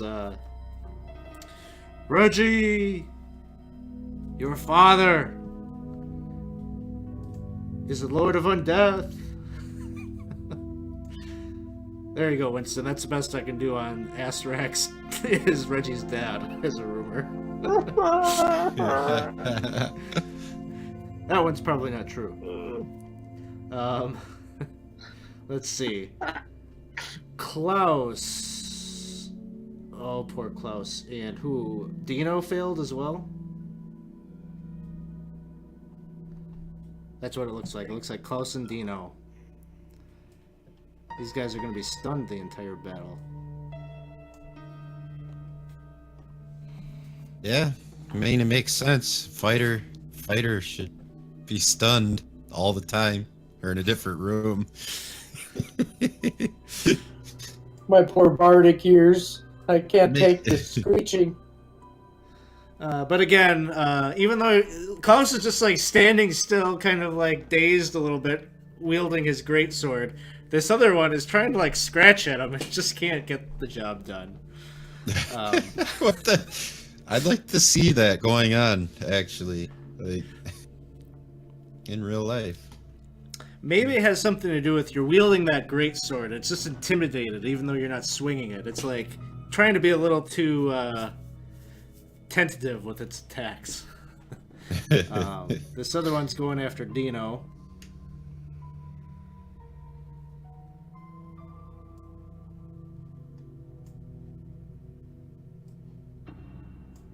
His advantage, and that won't matter. Dino, you are stunned. Klaus, you are stunned. Azad, it is your turn. Okay, I sort of shimmer into and out of existence, and I do the kind of lawn sprinkler type launching of arrows, where I just Let's these see. 3 Allops. Oh no, Eric's going nuts with some redemptions here. Critical hit for Dino. And looks like another one for Reggie. And one for Haza.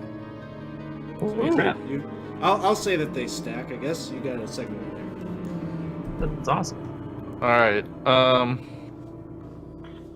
So then I will. So should it? If I use the auto crit or whatever, should I just forego the attack roll and do the crit damage type thing? Yeah, we can do that. All right. Is there a crit? Klaus, you got a critical hit. Is there like a crit button Thank I can hit, or do I just? I'll just do that, and then I'll roll Some extra. a couple more d8s. Yeah, so 11 more. An extra 11. I'll up That one goes... Oh.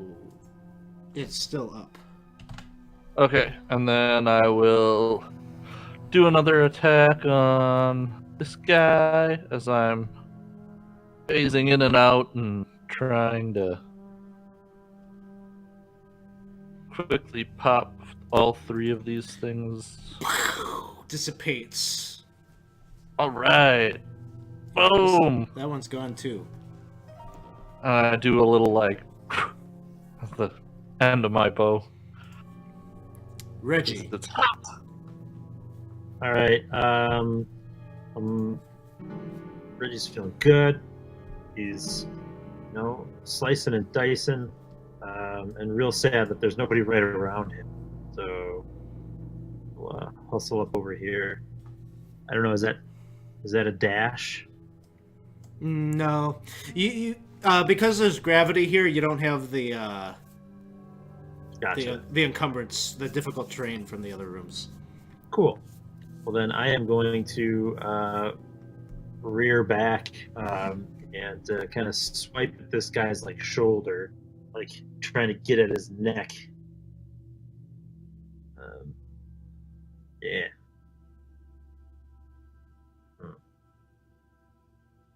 And for radiant damage, a whole 2.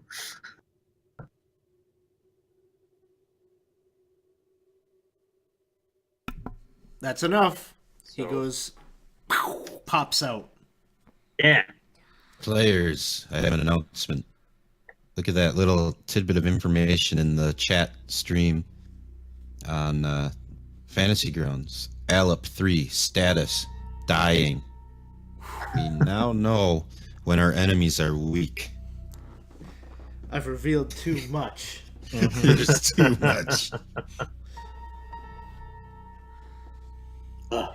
Dino's shaking his head off, coming out of his stun. Do not worry, my What dino happened? friend. You need to make another concentration check from the second instance of that damage.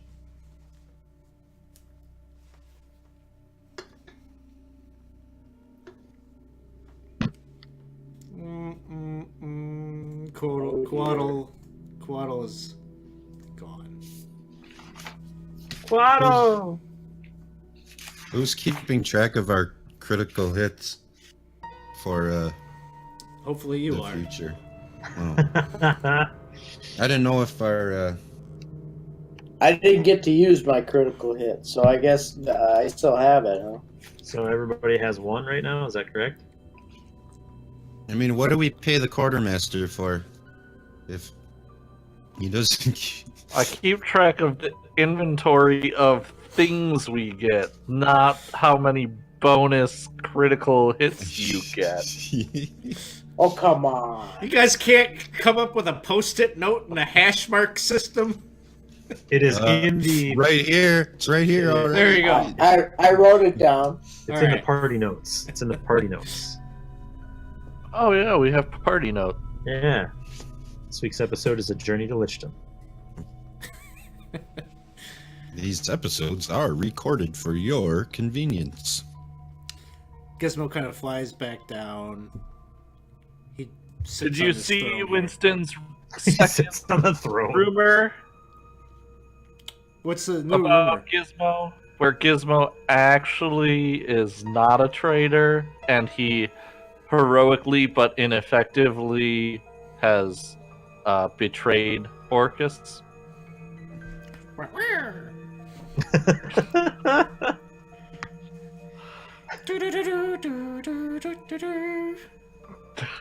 Good little tune. All right. Well, what? So now that you can understand us, or now that we know that you understand us, do you know how to play charades? You just start talking at it, and he flies back over to this door. And he's just swinging around trying to open it. So you would like us to go this way, Gizmo? Timmy's stuck in the well? All right. Again? I'm cool with it. Yeah. Stop like scratching at the door. I want to listen at it, okay, Gizmo? He kind of like flies over, like flanks you, and is kind of peering around you. Okay, I listen to the door. You do not hear anything on the other side. I open the door. All right, you open the door.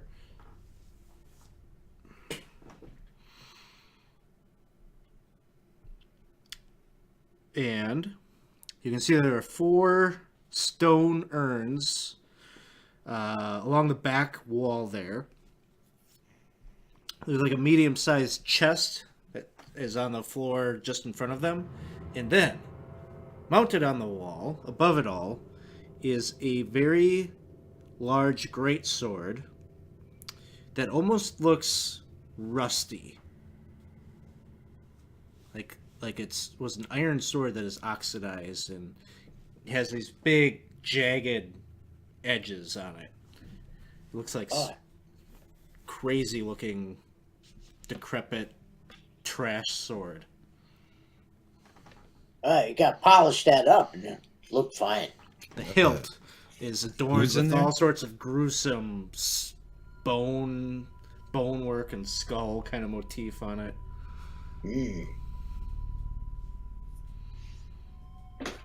Can I see that sword, guys?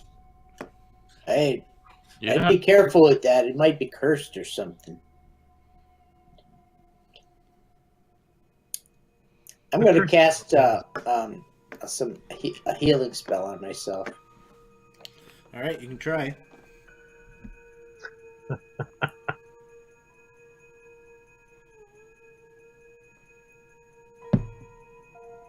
Hey, do you guys remember something the Coatl said when we first got here? All right, Dino. Oh, did that just get applied to you? I don't know why. Well, because it says heal 9 to Dino, you would not get that. I wouldn't. No, you'd get Oh. 4 points back from 9 healing. Ugh. I don't know. Right, It, okay. it looks like you spammed cure wounds like 3 instances there, so I don't know which. But one of them took. We're taking the 9 because that's the one Hacker. that applied, and you'll get 4 points of that. You can feel that you're casting the heal wounds on yourself. Yeah. It's not healing you the way you would expect. It feels like something's blocking your connection to that divine energy. I must be poisoned or something. It's just not healing up the way I should. I don't Well, think that's remember the when conclusion you'd come Francesca to. said that our healing spells probably wouldn't work very well down here in this negative energy plane? Oh, a bummer. Yeah, she said. I think she said that. Yeah. Dino, go drink some of that water. What water? Oh, you I- mean that? Yeah, like Cool. I'm nodding like Well, right there behind you. I don't think that's gonna heal me. I mean, you're a dinosaur. You need to believe it. You No, believe I'm it. not a dinosaur. Does that chest have a lock on it? It is locked, yes. I'm not a doctor. I only play one on TV. Hey, Dino, do you have lockpicks? I'm afraid not. Do you have thieves' tools? Let me check. I don't think I do. While he's You guys- checking, I'd like to walk up to those urns and see if there's anything written up, inscribed on them. The stonework does have like abyssal language etched into it. While these guys are screwing around, can I come in with my bone saw and start sawing the chest, please? I do not have thieves' tools. You start. Okay, you're sawing. Trying to saw through the wood of the. I think I said it was wooden, right? Yeah.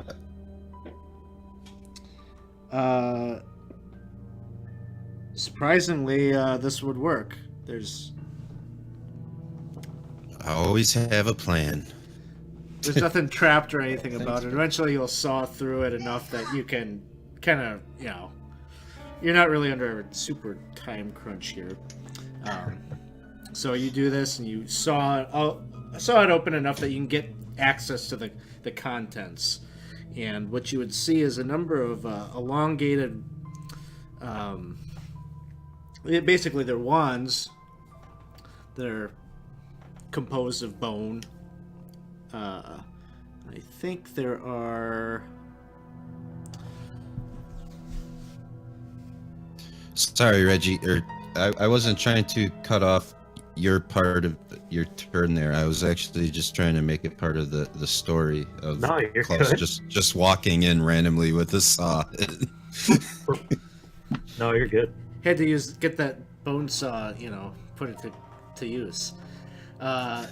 Basically, what you'll discover is there's kind of like a little compartment, 4 little compartments that each hold a wand made of bone.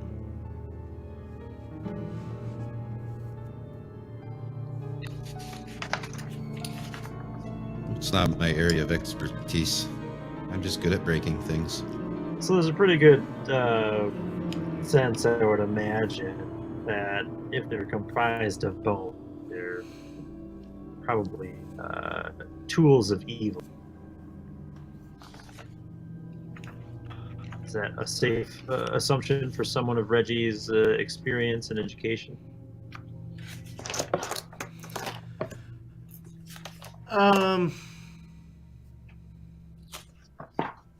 Sure. I don't know. Okay. I don't know That's exactly how to answer that. I'm going to put that out to the party, that I feel like these are tools of evil that should not be messed with. I mean, I think it's a safe assumption that were used by something that was evil. I do have a spell of identify. Would that help? Ooh, that would be perfect. Go for it. How many of these did you say there were? Just the one, or were there 3? Did I hear 3, 4? 4. Okay, so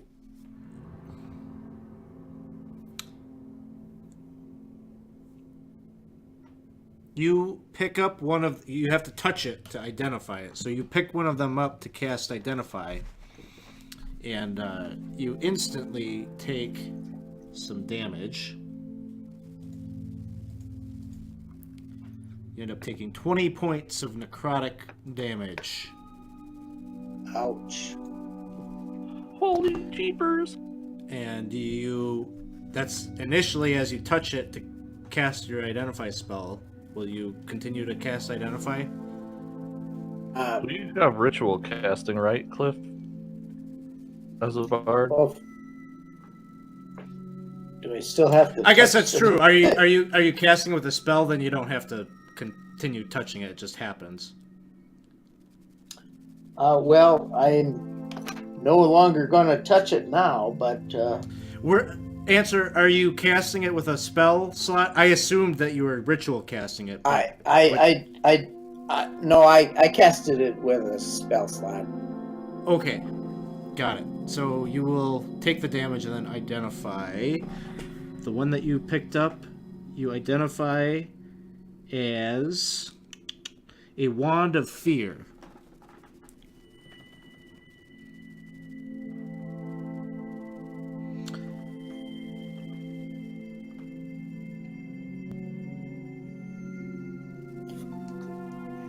So, Oh, wait. You take way more damage than that. way more? Way more. An additional 41 points of damage. Oh dear.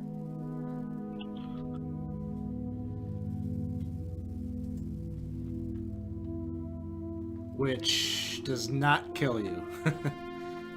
Yeah, well, I'm kind of, But you're not feeling staggering. great. I'm staggering, and So you touch it, you grab it. Hold on. You touch it, you grab it. You take this intense amount of necrotic damage, and your whole body is kind of like starting to like fall in on itself. But you identify it as a wand of fear, and you recognize that in order to hold it safely, you need to proclaim yourself to be Orcus's.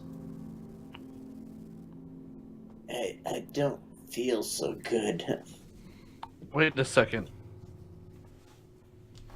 What happened? Did it blast you?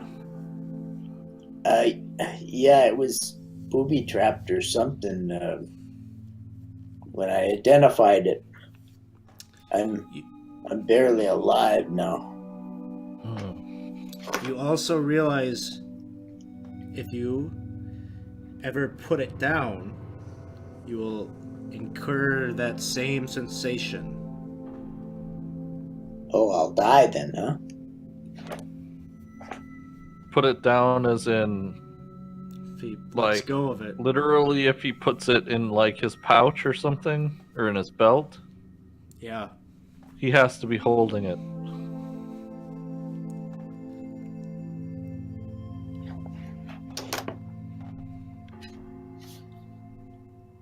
Oh, that sucks so hard. I told you. Don't listen to Reggie. No, Reggie doesn't know what he's talking about. Reggie's talking about Storm all the time. No, they're evil. Nobody else touch Well, what they want. That's why I was identifying them. I didn't know I would get caught in one of them. See, now Azad's ticked. Cut the pod.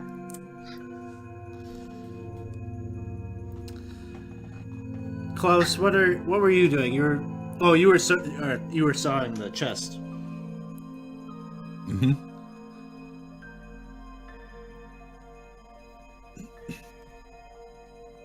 What else would you all like to do? Can I see what's written on those urns? You said there's some abyssal on there. Reggie can read abyssal. I just want to determine if those are our names or if they're other names. They just seem to be. There are names. They seem to be like the names of demons, Oh, okay. but it doesn't. No mean names I anything to you. recognize. Yeah. Okay. Alright. I would probably start walking over to this other door.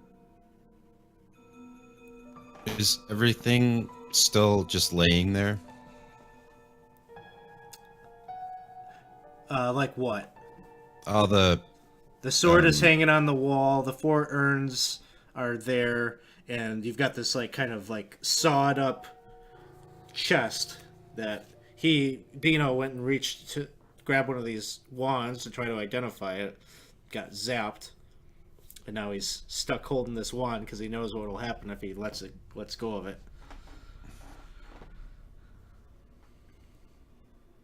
Would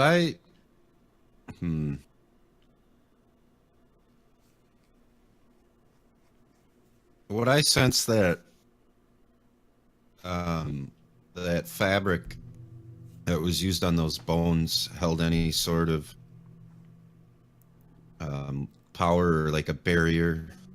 No, it's a tattered rag. It's like a Okay. bed sheet. Guys, I think we have to do something with these urns before we leave. There's something in here, and Well, that- let's check out this other door, and then if there's nothing interesting there, we try to look at the urns. I mean, Reggie already looked at the urns, right? I mean, like, maybe move. I don't think know they're how there to just. put things in there because it sounded like it hurt a lot to touch them. Yeah. Well, maybe if we could find some more clues, we could figure out how to handle all of this.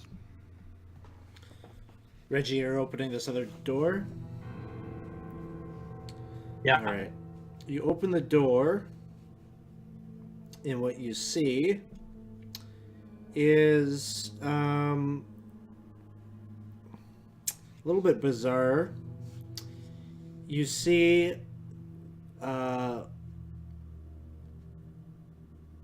this kind of like pod-like device. It seems like it's almost like it was like is composed of like the ribs of some kind of massive creature.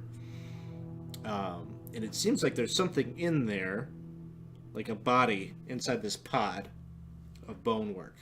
There's a humanoid creature inside. You can see it through the gaps. There's like kind of like a 2-foot like gap in between where the tips of the rib cages like come together. So there's that, and it has like this like rope or tether or something that's coming out of the pod, and the other, so the one end of the pod, or the one end of the tether is like attached to this bony pod, and the rope kind of like drifts down to this thing that kind of looks like it's like a semi-spherical cap composed of like an iron kind of thing.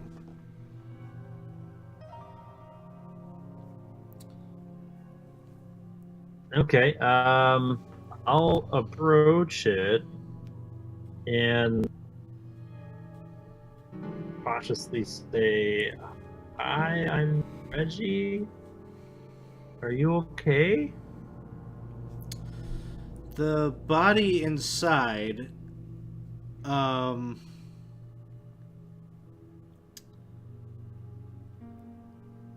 as you're looking in there, it looks like it's 7 feet tall. It's very large humanoid, but its eyes are closed.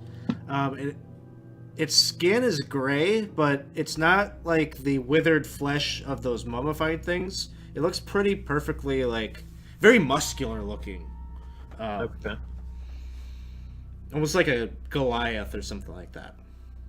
Does it seem to be animating in any way? Is it?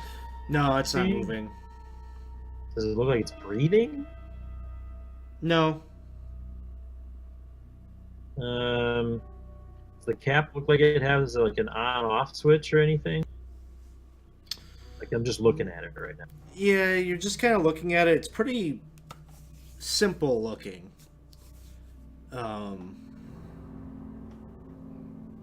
No kind of buttons or levers or anything like that. It's just attached to this like leathery hose that goes up to the top of the kind of chitinous bone pod. Does it look like something where like I can grab that tether and just like pop it out? You could try, yeah. I'll try it. Give me a strength athletics check. Okay.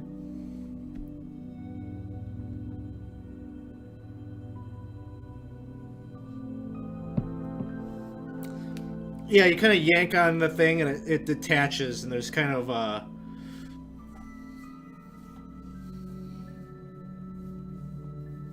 don't know. I wasn't expecting someone to do that. It just kind of like tears, like the hose kind of like rips, and so it's actually like the leather hose that kind of rips apart. Oh, okay. Yeah. So you got this like metal hemispheric or semi-spherical cap that's got just like a foot of this like hose sticking off of it. Gotcha. And nothing's like coming out of the hose or smell anything or. Yeah, it kind of has like a noxious kind of decaying odor to it. And there's kind of some kind of like greenish liquid kind of pussing off of the end of it. For like so I'll turn my attention to the cage thing. Like, does it look like it's on hinges? Like, can I like open it? Not hinges, but you have a sense that if you, with sheer force, kind of pried it, that's possible. Is there anything else in the room? Like anything up No. or to the left or to the right? It's just empty. 10-foot tall ceiling, and it's all like there's still this kind of crazy black marble stone. So I'd like to cast detect. Oh, never mind. All right, yeah, I'm gonna pry the ribcage open. All right, give me another strength athletics check. All right.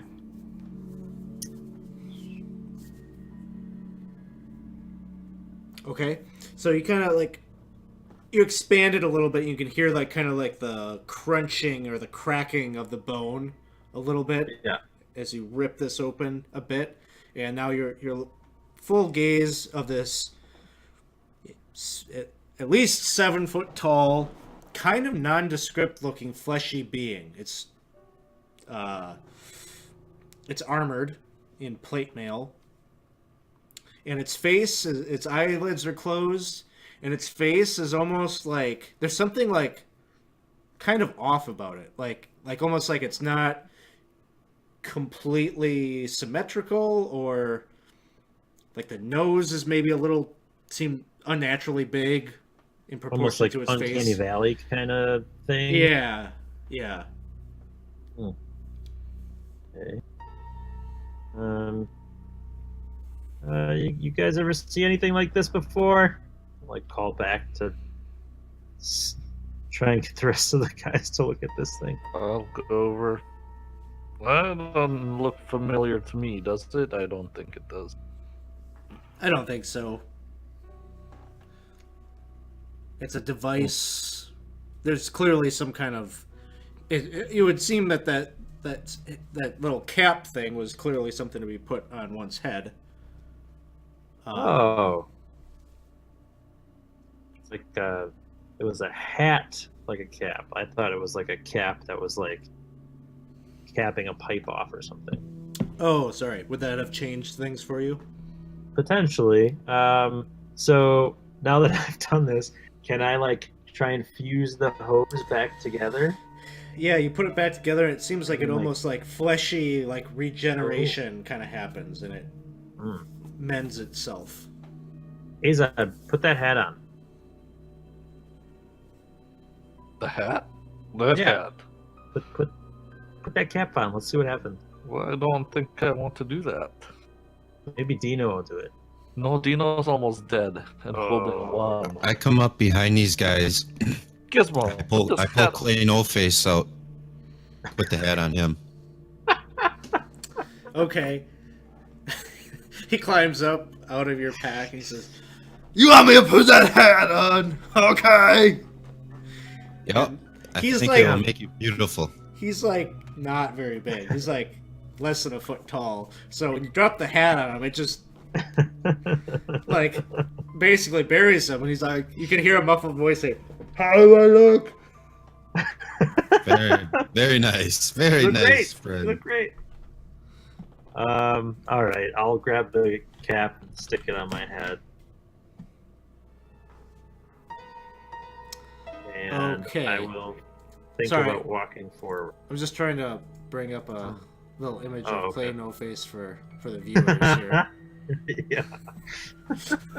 Adorable. I was So really hoping it would form a face for him. someday. So Reggie, Someday you'll have Reggie, you it. place the cap on your head. Yeah. All right. So your eyes get blurry, and well, let's go to the perception of everyone else in the room. You all hear kind of like a tearing sound, and the pod like further rips open. The thing inside like animates and steps out. The 7-foot tall figure pulls itself out of this egg casing, and it's kind of like you can see like its back had like tubes or something that were like attached to the pod, and there's kind of like ichor dropping down, green fluid just oozing out of its back onto the floor, and it's kind of like stretching and looking about the room.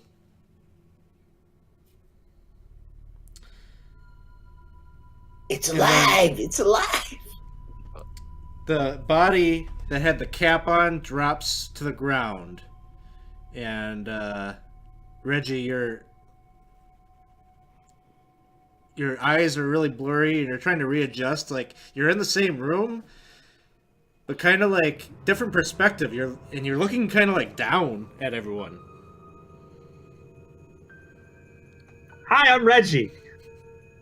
So the big The big 7-foot thing says, "Hi, I'm Reggie."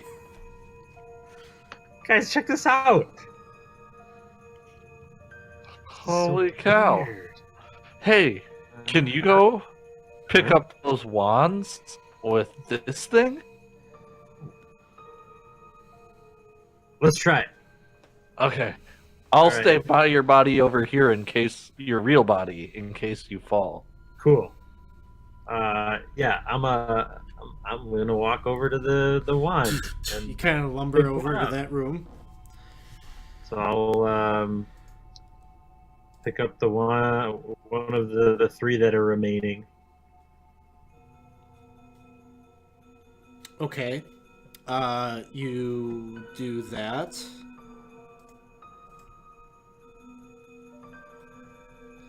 And you feel intense pain as your figure picks up one of the wands, and like necrotic damage runs through, and you're feeling like your body kind of crumpling up. Your I skin don't like is how this withering. feels. This is bad. Do I have a sensation that I should let go of that wand? Not if you want to listen to what Dino told you. So Dino did tell us. Okay. I'll hang on to it, I guess. And I'll let everybody know that this body cannot sustain sustain that wand.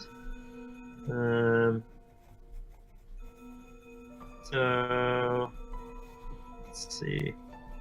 I don't know what else should we do with this body.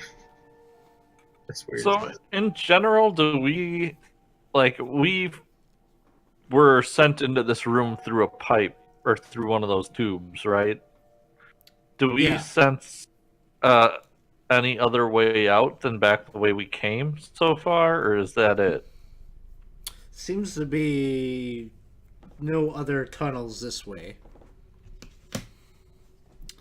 Let's see. You guys still have I would like to the, get a long rest. I could. We can't rest on this plane, just like we can't really heal on this plane. Good one. Even if I make Yeoman's tiny hut and it would protect us. No. You could try. No. So what is this plane gonna do to us if we try and rest? Well, first of all, it's like we're in like outer space with a twist. So like the only thing keeping us alive is these weird bubble systems that we're in right now. Oh. And so if at any point in time we overstay our say we accidentally get rested. ejected from these little tubes, we're just dead. insta-dead. Oh, Never okay. to be heard from or seen again. Yeah, Probably consumes your soul, too. yeah. Yeah, I don't know. But also, I don't know. I mean, if inside of the tubes, your coatl was telling us we really should try to get out of here as soon as possible. So I I'm had gonna just have, a feeling bad things would happen. yeah, I'm gonna have the body go sit in the throne. Okay. You sit down and you like assume like a thinker's position. Yeah, with the I wand. I think this is probably a good stopping point for today. We've got this is an interesting turn of events. You came down. I don't know. Maybe you guys had thought Asarak was long gone and not a thing that you'd have to deal with anymore. But now all of a sudden, you found an old diary of his that described his transformation into a lich. You saw what seemed to be, I don't know, some kind of a false image of him, maybe to discourage people from maybe his own servants from coming into this area where clearly some magical artifacts are, and some kind of a strange device that was used by Reggie to put himself in the body of this Goliath Frankenstein thing that is lumbering around in now. So that should be interesting. Thanks, everybody, for joining us here for this game. Next time we will be live here. With this game, will be 2 weeks from now on Wednesday at 7 p.m. But otherwise, exciting news is that next week on Wednesday, next week Wednesday at 7:30, we will be starting Curse of Strahd, Session 1 of Curse of Strahd. So we're excited about that. That'll be every other week on rotating out with this campaign. So if you enjoyed watching, I noticed we had a lot of people out there watching tonight, so that's kind of cool. If you enjoyed it, encourage you to follow us so you can get notified when we go live. We got a number of different all D&D or some kind of tabletop RPG game on here. Sometimes we do some DCC, Dungeon Crawl Classics. Sometimes we played some indie storytelling games like Kids on Bikes or Dream Chaser. So, I don't know. We do a number of different things here. If you like the style of what we do, you could play yourself by becoming a subscriber. So, I encourage you to subscribe and get into our Discord server, and you can play with us. So, our next subscriber game is happening on February 8th. So yeah, that's what we've got. So thanks everybody. We will see you all soon.